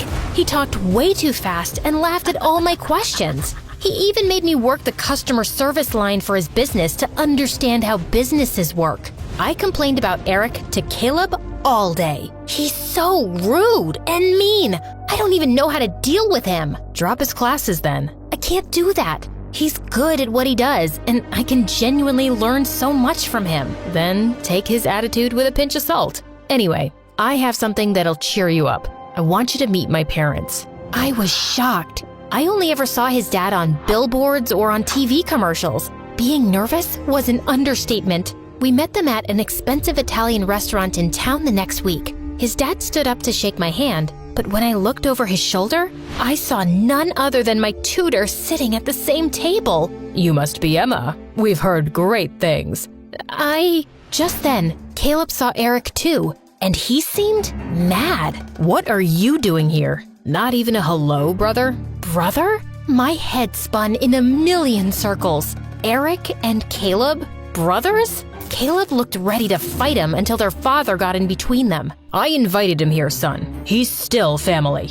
Caleb backed off, but I was still in shock. And to make matters worse, Eric pretended he'd never met me. Caleb's parents ordered me all kinds of delicious courses, but I couldn't find the stomach to eat anything. And after dinner, Caleb took me straight home and angrily drove off without saying goodbye. During our next tutoring session, I was still fuming when Eric walked up. Why didn't you tell me about your family? You never asked. And besides, I didn't think we're that close. What do you mean? You're related to my boyfriend and you— Yeah, that's kind of unfortunate. You're not really his type, to be honest. That's not the point. I can't deal with this. I'm leaving. Wait, Emma, I'm sorry. I was just being a jerk. I calmed down as Eric spoke that he had been estranged from his family for 2 years because he refused to take over the family business. His clothing line was a result of wanting to prove he could make something successful without being connected to them. Part of me understood. I still wanted to pursue my clothing line dream, even though Caleb said I didn't have to. When I told Eric, he didn't laugh. but he seemed impressed. Take out your computer. You're making a website today. Eric helped me create my website from scratch. As usual, he was going super fast and I scrambled to keep up. But when I looked in my laptop reflection and saw him laugh, he looked different to me, almost attractive. Snap out of it, Emma. He's your boyfriend's brother. My website was good, but for the first few days, I didn't get many orders. But I didn't lose hope and continued sketching and building my brand. I worked on them for days until one night I got a call from Caleb and he sounded a bit off. Want to talk about it? Not really, but I have a surprise for you. Caleb told me that he'd put my name in a small fashion show for new designers. I couldn't believe it. Oh, you really shouldn't have. Yes, I should, and yes, I will. I've decided to be more supportive of your dream. Thank you.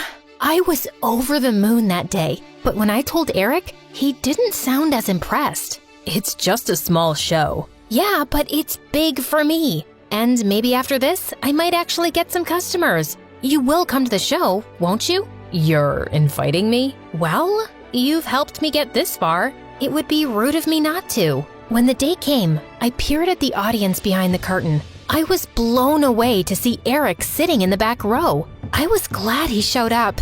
Too glad to admit. Once my models were ready, they were off strutting down the catwalk wearing my designs. Surprisingly, the audience went crazy. I walked out and bowed with the last model and then jumped into Caleb's arms. Behind his shoulder, Eric was watching and he looked irritated. By the time I made my way to the back of the room, Eric was gone. The show had tremendously boosted my sales. Caleb invited me to his parents' home to celebrate. My brother will be there. Sorry. Why do you hate him so much? He's a total jerk. Anyone would kill to get my father's business, but he would rather do his own thing. Whatever. Joke's on him. I get the business now. Caleb's words didn't sit right with me, but I kept it to myself. We got to his mansion, and my eyes instantly started searching for Eric, but he didn't show up. We were halfway into the party when Eric strode through the door with a girl. Guess I wasn't missed. Mom, Dad, this is Angelica. My stomach turned. Since when did Eric have a girlfriend? By the looks on everyone's faces, they were thinking the same thing. Angelica's a model from New York. She has her own beauty brand. The more I watched them interact, the more I felt sick. It didn't make sense to me why I cared so much. Caleb, however, seemed to care for different reasons.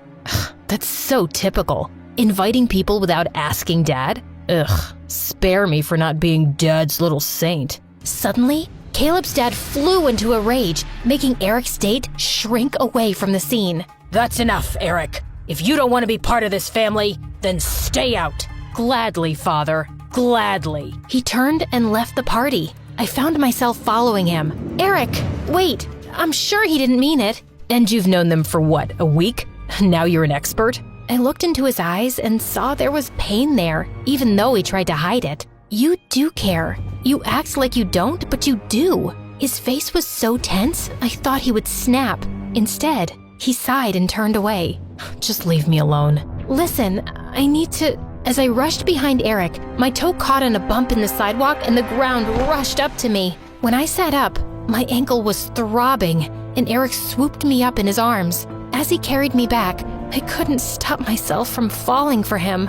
I knew this was wrong. I was with Caleb, but Eric was so much kinder and helpful and sort of a jerk, but he was always there when I needed him. After that day, I decided to keep my distance from Eric. Caleb was my boyfriend, and I couldn't betray him. I spent my days working on making my business better, and one day, my brand ended up exploding all over social media.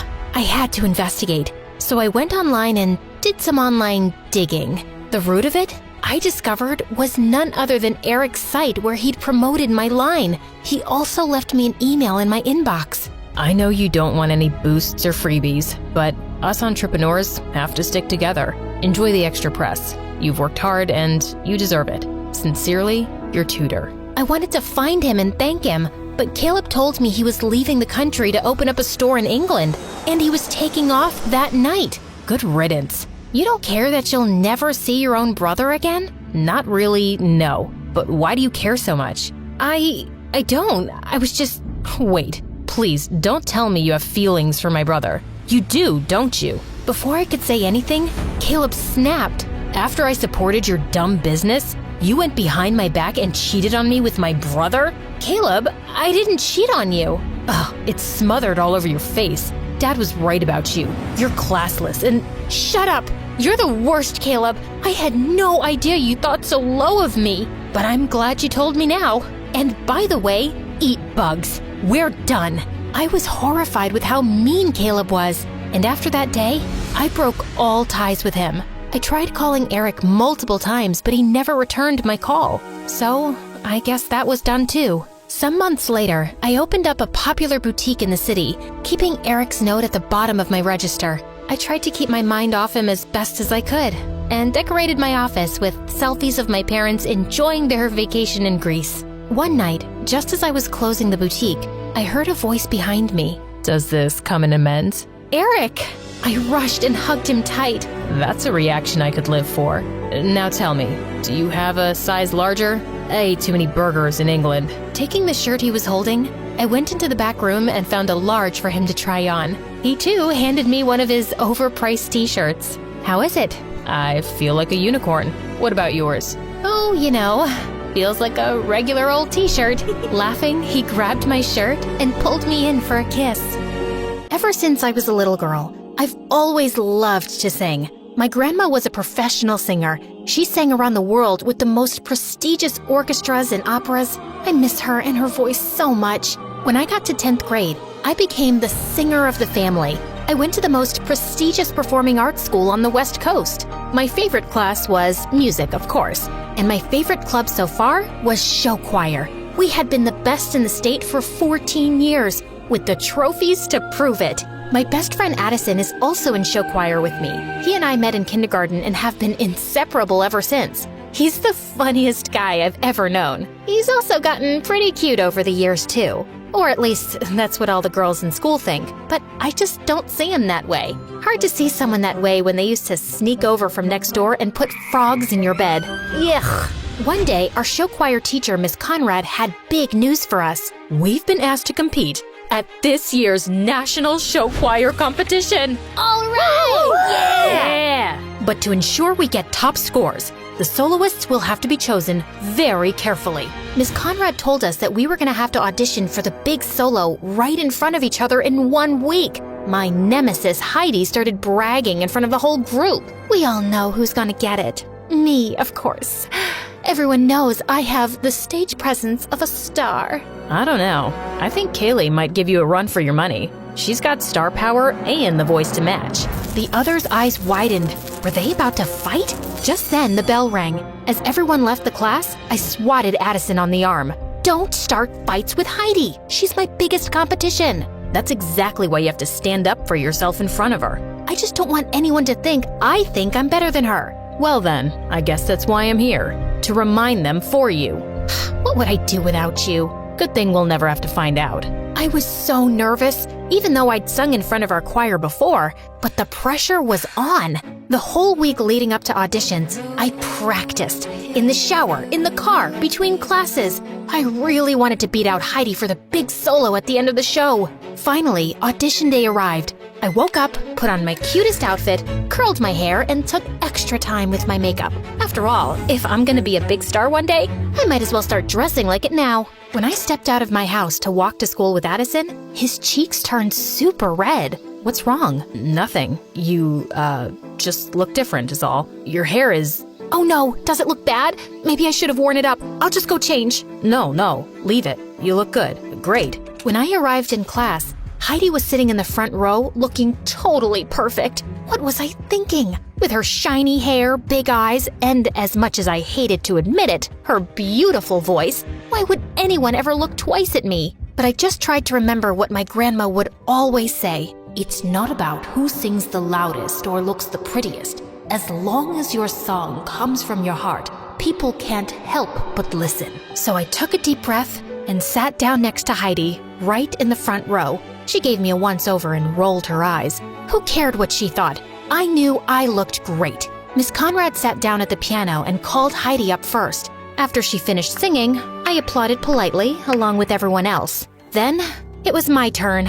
I stood confidently and turned to face everyone. Addison gave me a thumbs up from the back row. Such a good friend. Miss Conrad played the opening notes for my song when suddenly, the door to the classroom burst open behind me. I turned to look, and standing in the doorway was the most handsome boy I'd ever seen. Tall, with long brown hair that fell perfectly into his eyes. He looked just like a fairy tale prince. My jaw dropped. He handed a note to Miss Conrad. Class, this is our newest addition, Patrick. He waved to everyone, then put his hand on my shoulder, looked deep into my eyes and said, I'm so sorry I interrupted your audition. Knock 'em dead. Then he took my seat right in the front row. I gulped. Oh, now I was nervous again. I shook off my nerves, took a deep breath, and nodded to Miss Conrad. As she played, I could feel the music filling me up all the way to the top. I opened my mouth to sing and let my song come from my heart. When I finished, the whole class burst into applause. I felt like I was walking on air.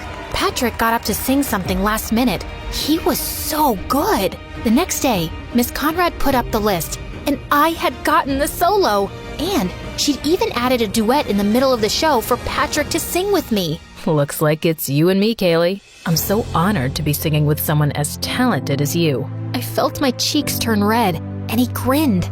You're so cute when you blush like that. Be careful, or I might just fall in love. He walked away with a wink at me. I couldn't believe he'd just said that, and neither could Heidi, who'd been listening around the corner. Don't get too comfy with that solo. Once Miss Conrad figures out that you'll cave at the first sign of pressure, I'll be ready to step in.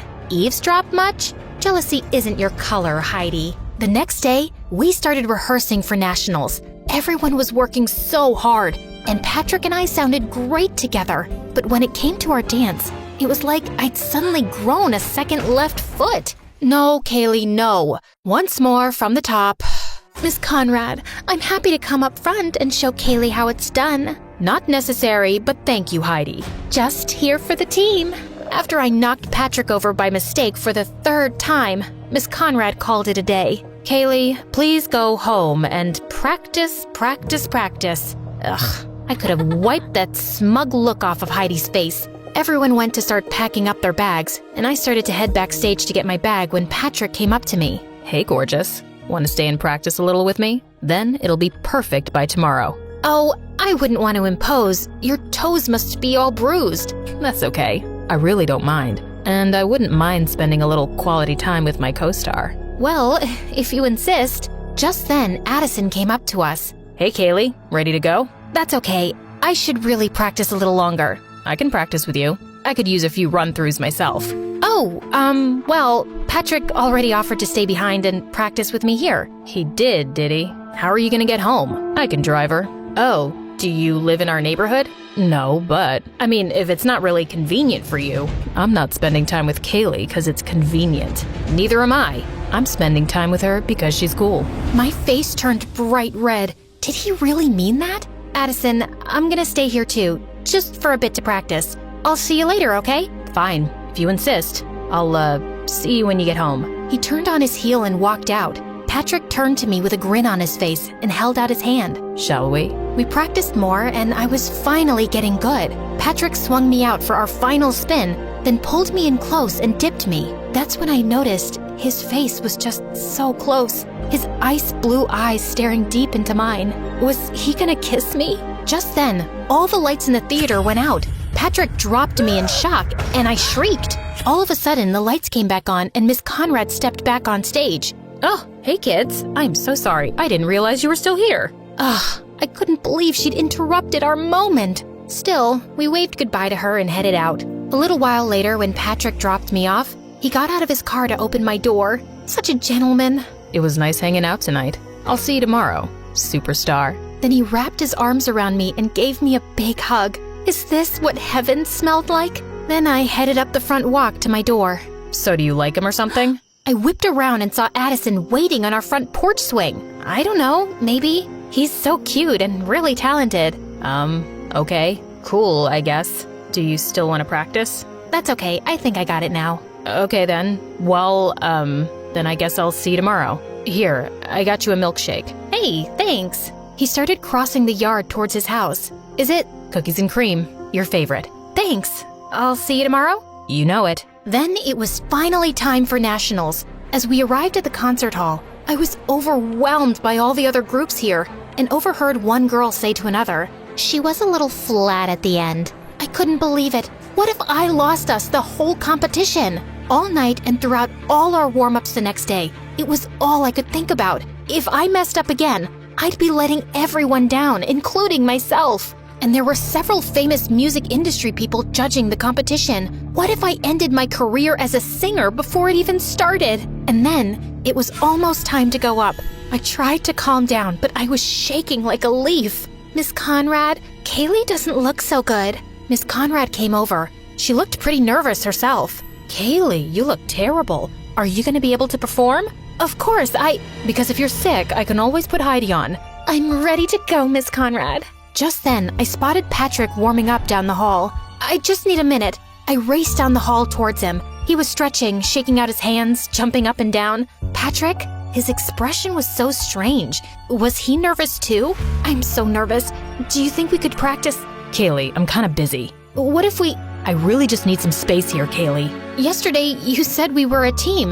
That doesn't feel like a team to me. I can't do this right now. Could you leave me alone? Fighting back tears, I ran down the hall and found a corner backstage. I couldn't let anyone see me so upset, especially not Miss Conrad or Heidi. What was I gonna do? Suddenly, Addison stepped out of the shadows. He looked so handsome in his costume. Kaylee, are you okay? I threw my arms around him. He caught me and squeezed tight. I'm so nervous. I overheard one of the other teams say I sounded bad. Miss Conrad is ready to replace me with Heidi. Patrick isn't any help, and there's amazing industry people out there, and... Ugh! You sounded amazing in rehearsal. Those other teams were just jealous. Forget about Patrick and Heidi. Remember why you love to sing. What was it your grandma always said? Sing from your heart? Exactly. Just do that. I took a few deep breaths, and Addison was right. Will you just run the last part of the number with me? Of course. And there, in our little corner of the theater, we stepped, we twirled, we kicked in time together. Addison took my hand, spun me around, and dipped me low. I felt his arm slip. He was dropping me, but right before I was sure I'd hit the ground, he caught me with a twinkle in his eye. I swatted his arm. You tricked me. I'd never drop you. And even if I did, I'll always be here to catch you. Thank you, Addison. Then he smiled at me so genuinely, and my heart fell into my stomach. What was that? Places, please, students, places. Kaylee, are you ready? Yes, Miss Conrad. As we all rushed to take our spots to start our number, Addison shot me a wink. Knock 'em dead, superstar. You too. As soon as the lights came up on stage, I felt a little thrill of excitement. We danced, we sang, we twirled. Everyone had brought their A-game. When it came time for my duet with Patrick, we totally nailed it. But any spark that had been there was gone. As the opening chords of my solo began, the lights shined down on me, and I opened my mouth, and the music poured from my heart. I knew my grandma was right there with me. I hit my final note and held it out forever as everyone finished their steps behind me. As we struck our final pose, the crowd erupted into applause, a standing ovation. I beamed. We totally nailed it! That night, after all the points had been tallied, all the teams gathered on stage behind the judges. Addison reached for my hand and I squeezed back. Thanks for the pep talk. I could have never done it without you. Of course you could have. I'm just here to remind you. You're always there for me. He leaned in close, and I felt a flutter in my stomach as he whispered in my ear. And I always will be, if you let me. I turned to look directly in his eyes. Kaylee, I have to tell you. Just then, the announcer started announcing the winners. Second place, runner-up. Our whole team clasped hands and took a deep breath together. And the grand prize for this year's National Show Choir Competition goes to... As they said our name, the crowd roared. It was so loud I could hardly think. Confetti rained down on us as Miss Conrad stepped forward to accept our trophy. I threw my arms around Addison and he picked me up, swinging me in a circle. We did it! We did it! As we packed up our things in the dressing room and said goodbye to the new friends we'd made at the competition, one of the judges knocked on our dressing room door. He was an exec for a record label back in LA. I was so impressed with you. Your vocals were so clear, and you've got some real presence up there. Give me a call if you think you'd be interested in recording a single. He handed me his card, and I shook his hand, totally awestruck. Maybe dreams really do come true. I felt so relieved. Not only had I not let everyone down, but I'd made myself proud. On the bus, Addison dropped down in the seat beside me, running a hand through his hair. When he saw me watching him, he grinned, and the butterflies were back. I'm totally beat, aren't you? Definitely. I, got you something. Oh yeah? I pulled out a bag of gummy worms. Your favorite. You're the best, Kay. He ripped open the bag and dug in. Hey, Addison, what was it you were gonna tell me earlier? I don't know. I don't remember. Well, I have something I want to tell you. Yeah? I like you. Really? Really. I like you too. I have for a while now. Really? Really. He took my hand, and I know my cheeks turned pink. I got something for you too. Ooh, okay. I love presents. And then he put his hand on my cheek, leaned in close, and kissed me. It was the perfect end to a perfect day. I'm just a normal high school student and have the most normal, boring life of anyone I know. All the other kids at school got to do exciting things during spring break. Sarah B. traveled to Prague with her family. Kara got to go to Cancun. Priyanka went skydiving. The most interesting thing I did was clean up my dog Lulu's poop. But it wasn't anyone's fault but mine. Sure, it's true, my parents couldn't afford to take me on fancy trips like that.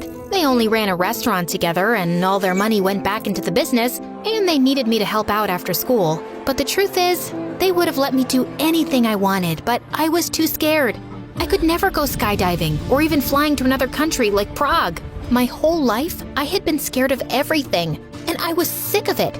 Just once, I wished I could go on an adventure of my own, but I had to look at everyone else having a great life through Instagram. And sometimes I couldn't even look at their photos because my stupid phone was constantly acting up. I was telling Kara all this while we picked up our food at lunch, and she said, "Well, if you're too scared to do anything, you can't really complain about not doing anything. Not to be harsh, but it's your life. You're the one who has to live it." You know what, Kara? You're right. The next time I get an opportunity to do something fun or crazy or scary, I'll do it. With a newfound determination, I shook Kara's hand, but when I sat down, I sat on my phone and saw that it was dialing some random number. I held it to my ear, but there was only a strange static sound, but it seemed to be mostly okay. After school, my friend Kara and I were at my parents' restaurant studying for the history test. I don't know why you don't like this place. I'd be so happy if my parents had a restaurant and I could eat free breadsticks every day. You're eating free breadsticks now. A man came into the restaurant just then. He wasn't like our usual customers. He had a nice suit on and dark sunglasses. It seemed like he was looking for someone. His eyes landed on me and I looked down at my textbook. It was none of my business. Kara nudged me, and when I looked up again, the man was standing right in front of our booth. Agent Dark, I'm Agent West. I need you to come with me. I stared at him, dumbfounded. Was this a prank? Please, Agent Dark, we don't have much time. My name is Allison. No real names. In case one of us is captured, the less we know about each other, the better. My heart was pounding. Was this guy for real? None of what he was saying made any sense. Agent Dark and I were just finishing up. She's ready now. What? I couldn't believe it. Why would she do that? She kicked me under the table and looked at me as if to say, "What are you waiting for? He looks like a Greek god." "Would you excuse us, sir?" She dragged me up and pulled me to the corner. "This is your big chance. Adventure, no fear. You said you would take your next opportunity, remember?" "I didn't mean this. I don't know anything about being a spy or fighting. I'm boring, remember? That's the only thing anyone knows about me. And guess what? It's true." "Yeah, but that's not what you want. This is it, Allie. You either go and do this thing with this random, beautiful Greek god of a man, or you stay boring and safe forever. Remember, in life, nothing changes unless you change it." Maybe she was right. It was time to do something crazy, to finally step out of my comfort zone. I stood up. My mom glanced over from me from the kitchen window. "Are you leaving, honey? Why don't you and your friends take some breadsticks with you?" I grabbed the sticks and nodded to Agent West, who led me out of the restaurant by the hand. A black car was waiting for us outside. We both got into the back seat, and the car rolled out of the parking lot. I couldn't see the driver. There was a partition separating the front of the car from the back. Agent West breathed a sigh of relief. We were so glad to finally get your signal. We thought you were captured, or worse. What signal? The access code. You called in yesterday. The numbers you put in. We know it was you. Don't try to back out now. I thought hard. What code? What numbers? But then I remembered yesterday when I was eating lunch in the cafeteria. I sat on my phone. The butt dial. That was totally random, though. What were the odds that I sat on my phone in just the right way to dial a secret number and enter the correct 16-digit secret password? Maybe I should buy lottery tickets. Agent West was quiet for most of the ride. I had a million questions, but I was afraid if I opened my mouth, the truth would spill out, and my adventure would be over before it started. Finally, the car slowed down and parked. I stopped and stared as I got out. We were in the circle drive of a mansion. Not one of those fake McMansions either. Like a real, gigantic, beautiful palace. It looked like royalty lived there, or at least a really wealthy athlete. Agent West removed something draped over a hanger from the trunk and held it out to me. Put this on. I ducked into the back seat and changed as fast as I could. Thankfully, the partition was still up and the windows were almost as black as the paint. When I emerged, Agent West's jaw dropped. I was in a glittering blue dress. I didn't have a mirror, but judging by Agent West's expression, the dress must have looked pretty good. Everything all right? He pulled himself together and we approached the entrance. Your mission is to distract the ambassador. That'll give me time to crack the safe and steal the device. Distract him how? I'm sure you'll think of something. If anything, the inside was even more gorgeous. Spiral staircase, crystal chandelier, guests in glamorous attire all around. That's the ambassador over there. A small man with a mean, pinched face sipped champagne by himself in the corner. I don't think I can do this. I'm just a student. I'm not trained. Agent West took my hands. Don't panic. They wouldn't have chosen you for this mission if they didn't know you were capable. Besides, I believe in you. I gulped. It was nice to hear, but was it really me he believed in? Or just the person he thought I was? Taking a closer look at him, Agent West didn't seem to be much older than I was. But how could a high school freshman be an international spy? Maybe he just looked young. Then it clicked. I knew what I had to do to make it through this mission. From this moment on, I would pretend to be the person they thought I was. If she was brave, poised and confident and quick on her feet, then I would be too. I nodded to Agent West and he slipped away. I grabbed a glass of champagne from a passing server's tray. I started walking, took a sip. I immediately spit it out. Gross. I set the glass down on another server's tray and walked right up to the ambassador. He stared at me grumpily. I smiled back, but I didn't know what to say. Was I supposed to introduce myself? Suddenly, I was mad. Agent West had left me here by myself with no preparation and no plan. At a strange place surrounded by strange new people? How did I even know he was who he said he was? Maybe he worked for the bad guys. Who were the bad guys? I stopped and took a breath. I didn't think he worked for the bad guys. Remember, I told myself, you're not Allie, a boring, ordinary freshman at Claremont High. You're Agent Dark, international spy extraordinaire. Breadstick? I offered a breadstick from my purse. The ambassador's angry face broke into a delighted smile. Don't mind if I do. A little while later, Agent West appeared and pulled me away from the ambassador. I had done such a good job charming him that he seemed disappointed to see me leave. He even wanted me to meet his daughter. Agent West and I snuck out onto the balcony. The city lights sparkled in front of us. I got it. I didn't even know what it was, but I was happy the mission was a success.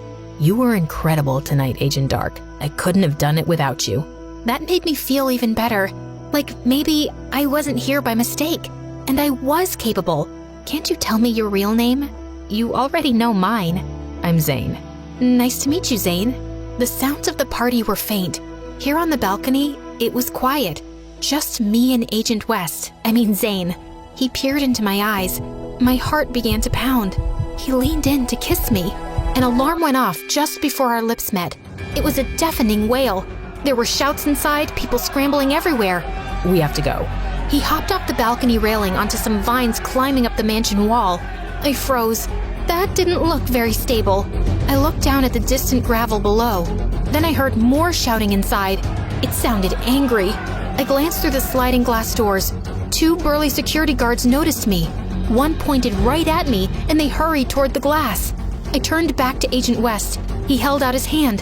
The security guards were almost there. I took another deep breath. Remember, Allie, what would Agent Dark do? Just as the security guards crashed through the doors, I took Agent West's hand and leaped off the balcony. He tugged the vine loose and we slid all the way down, the ground coming up fast. We swung safely onto the circle drive, landed on our feet. The black car was already waiting for us. We dove into the back seat and the driver hit the gas hard. We sped off, leaving the out-of-breath security guards in the dust. My adrenaline was pumping. I looked over at Agent West and we both burst out laughing. Later, Agent West walked me to my front door. We stood on the steps, both quiet and giddy from our close call. Thanks for everything, Allison. You're even more impressive than your reputation. That's right. Take that, Agent Dark. Call me Allie. Good night, Allie. Good night, Zane. When I finally went back to school the next day, I felt a new sense of confidence. All my fears were gone. While Priyanka and Sarah B. talked about their adventures skydiving or going to Prague, I had to keep my mouth shut and just pretend like I was jealous. They would never know that I got to be a secret spy. At least Kara knew. And I looked amazing in that dress. Speaking of, that dress was too nice to wear only once. I decided to go to the dance with it. When I got there, everyone was buzzing in the halls. I had no clue what all the commotion was about. And then, there he was, Zane, in a tux and a vest. You look familiar. I glared at him. I wasn't sure I was in the mood for jokes when I hadn't heard a word from him in weeks.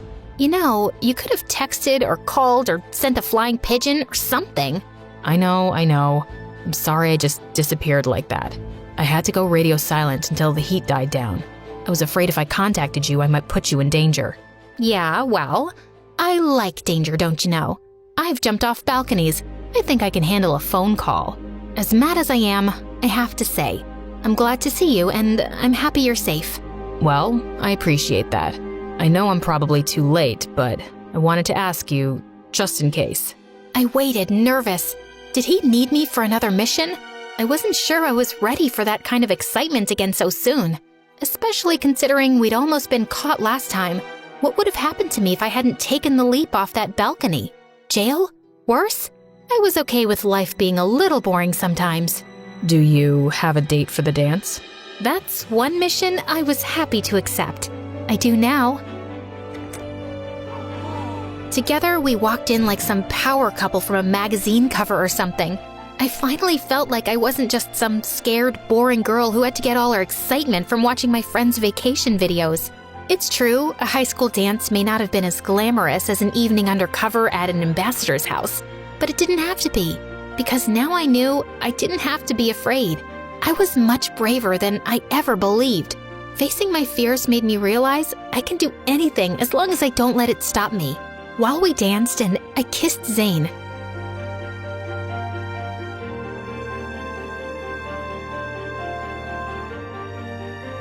finally realizing I had the power to change my life and become the person I wanted to be. Even without all the action, I knew I had no reason to be afraid anymore. Everyone knew Mark was a jerk. I would always see him harassing one of the shy kids in the halls at school. One day, I had had enough. So I marched up to him and yelled, "Hey, stop bullying people, you're hurting their feelings." Mark was stunned. No one had ever stood up to him before. The shy kid ran away and we were left staring at each other. I was scared of what he would do or say, but he didn't really do or say anything. He only looked down like he was really sad and walked away. I was so shocked, and I had to admit, I felt kind of bad. I never yelled at anyone before, and I only did it because I thought he would get mad. But seeing him sad made me feel terrible. The next day, the entire hallway stunk. Everyone was trying to find out where the smell was coming from. As soon as I got close to my locker, I knew something was wrong. I opened it to find that it was yesterday's fish sandwich. It had been put in there and left all night. I almost puked. That's when I saw Mark smiling from down the hall. He was wearing those big, stupid headphones he always wore, and he even waved to me. All the guilt I had disappeared. I was gonna get him back. Just needed to figure out how. All day, I snuck behind him, following, watching, like a stealthy ninja. every move he made, I was right there. But he never saw me. I noticed him writing in his notebook all day, in every class, but he was never prepared with the assignments. So I knew whatever he was writing, it wasn't homework. The notebook became my obsession. I needed to know what was in it so I could use it against him, but he never left the thing alone. It was always right beside him. Finally, in English class, he went to the bathroom. But he was smart, or should I say paranoid enough, to put the notebook in his bag. I pretended to drop my pencil and crawled to his bag. I couldn't take the whole notebook without being discovered, so I just opened the zipper, and I hoped that would be enough for the notebook to fall out when he took his bag. And then, when the bell rang and class was done, he put his earphones on again, picked up the bag, and the notebook fell out. He didn't hear it, of course, so I ran and grabbed it. I ran home and read it. It wasn't jokes or anything mean. It was poems, and they were all really sad and beautifully written. I almost cried reading them. Suddenly, I understood why he was so mean to people. It sounded like his dad was really mean to him at home and made him feel like he was nothing at all. There was a time when we were little in kindergarten when Mark would tear up the notes that came with school lunches from other kids' moms. I thought he was such a jerk for doing that. But one day, one kid's lunch had 2 notes, and one was for Mark.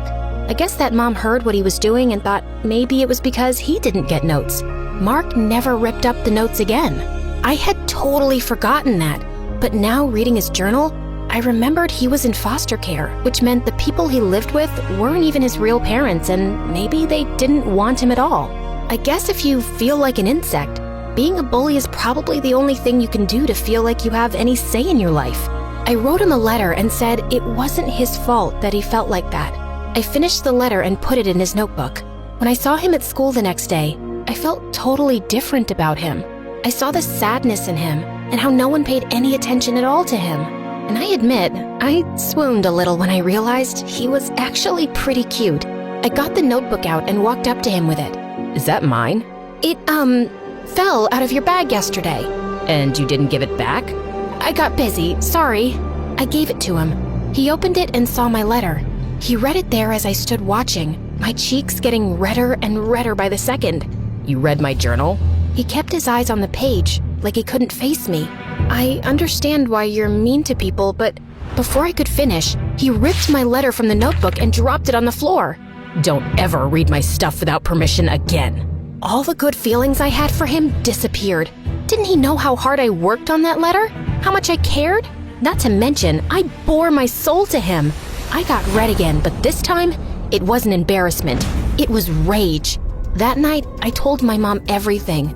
She told me, Honey, you tried to do something nice, and that's great. but you read his private journal without asking. You invaded his privacy. I'm the only person who saw him. Everyone else ignores him. I understand, but that doesn't make him any less worthy of having privacy, does it? I went to my room without talking to her for the rest of the night. How could she not see what I had done? I put my heart on the line and got rejected. I did the right thing. All I wanted was to help him and let him know I understood. That night, I couldn't sleep. I kept tossing and turning, thinking about how he acted, but also what my mom said and how violated I would feel if someone read my diary. After barely sleeping a wink and finally calming down so I wasn't so angry anymore, I decided she was right. As soon as I got to school, I would apologize to him, and that would be that. I practiced my speech the entire walk to school that morning. Every word I would say, every gesture, I wanted to be understood and let him know that I understood him too. But when I got to school, I was horrified to see that there were printed posters of me all over the halls.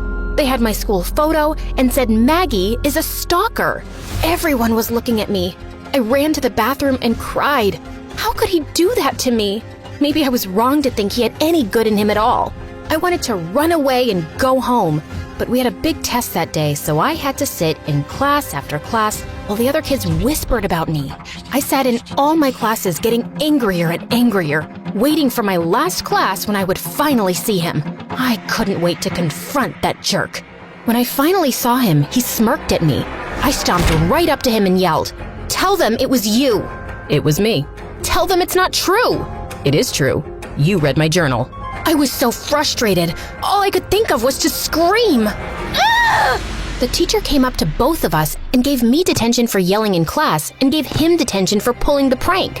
When we were both in detention, I made sure I was looking out the window or at the ceiling. Anywhere as long as we were not looking at each other. And of course, he starts whistling. I had to grind my teeth to keep from yelling again. Then the teacher left to get a coffee and we were left alone. It was so awkward. After a while, he took out his notebook and was reading something inside really intently. I had to admit I was curious about what it was. And then he wrote something and I was so mad at myself for even caring, but I did. I wanted to know what it was. As much as he annoyed me, I really did like his poems. But then I remembered his prank and ignored him. It was so mean. How could he do that? Did you really mean what you wrote in your letter? I couldn't believe he was actually talking to me. Yes, of course, but how do you remember? You threw it away. After I put all the posters up, I went back and found it in the trash. He took out a paper from his journal. It was my letter. No one's ever seen me the way you did. Then the bell rang and detention was finally over. He moved to the door, but before he could leave, I said, "I'm sorry about reading your journal, but I really like your poems." He turned and looked me in the eyes and said, "Can you come to my house tomorrow?" I was shocked and couldn't speak for a minute. Before I realized it, I said, "Yes." He ripped a piece of paper from the journal and gave it to me. It had his address and a note for me. I read it when he left. It said, "To the girl who saw through me. Usually, everyone sees past what I am, or I might become. But when you looked, you saw something more. To them I am glass, cold and cracked. But to you I am water, living and essential. I have never been seen before. It scared me. Thank you. I'm sorry." Again, I swooned. The next day was a Saturday, so I went to his house and heard yelling as soon as I got close. The house was small and the yard kinda dirty. I knocked on the door and Mark came out, holding a guitar. His right eye was bruised. He moved past me, walking toward a path in the woods across the street. "Are you coming?" I followed him all the way down to the shore of a lake I didn't even know was there. He sat down, and I sat down beside him, wondering what he was thinking. "You said you liked my poems." I did. "They're not poems. They're songs." "Oh, can I hear one?" "I've never played for anyone before." "You don't put yourself out there. That's why people don't pay attention." He hesitated, then played the guitar and sang one of the songs.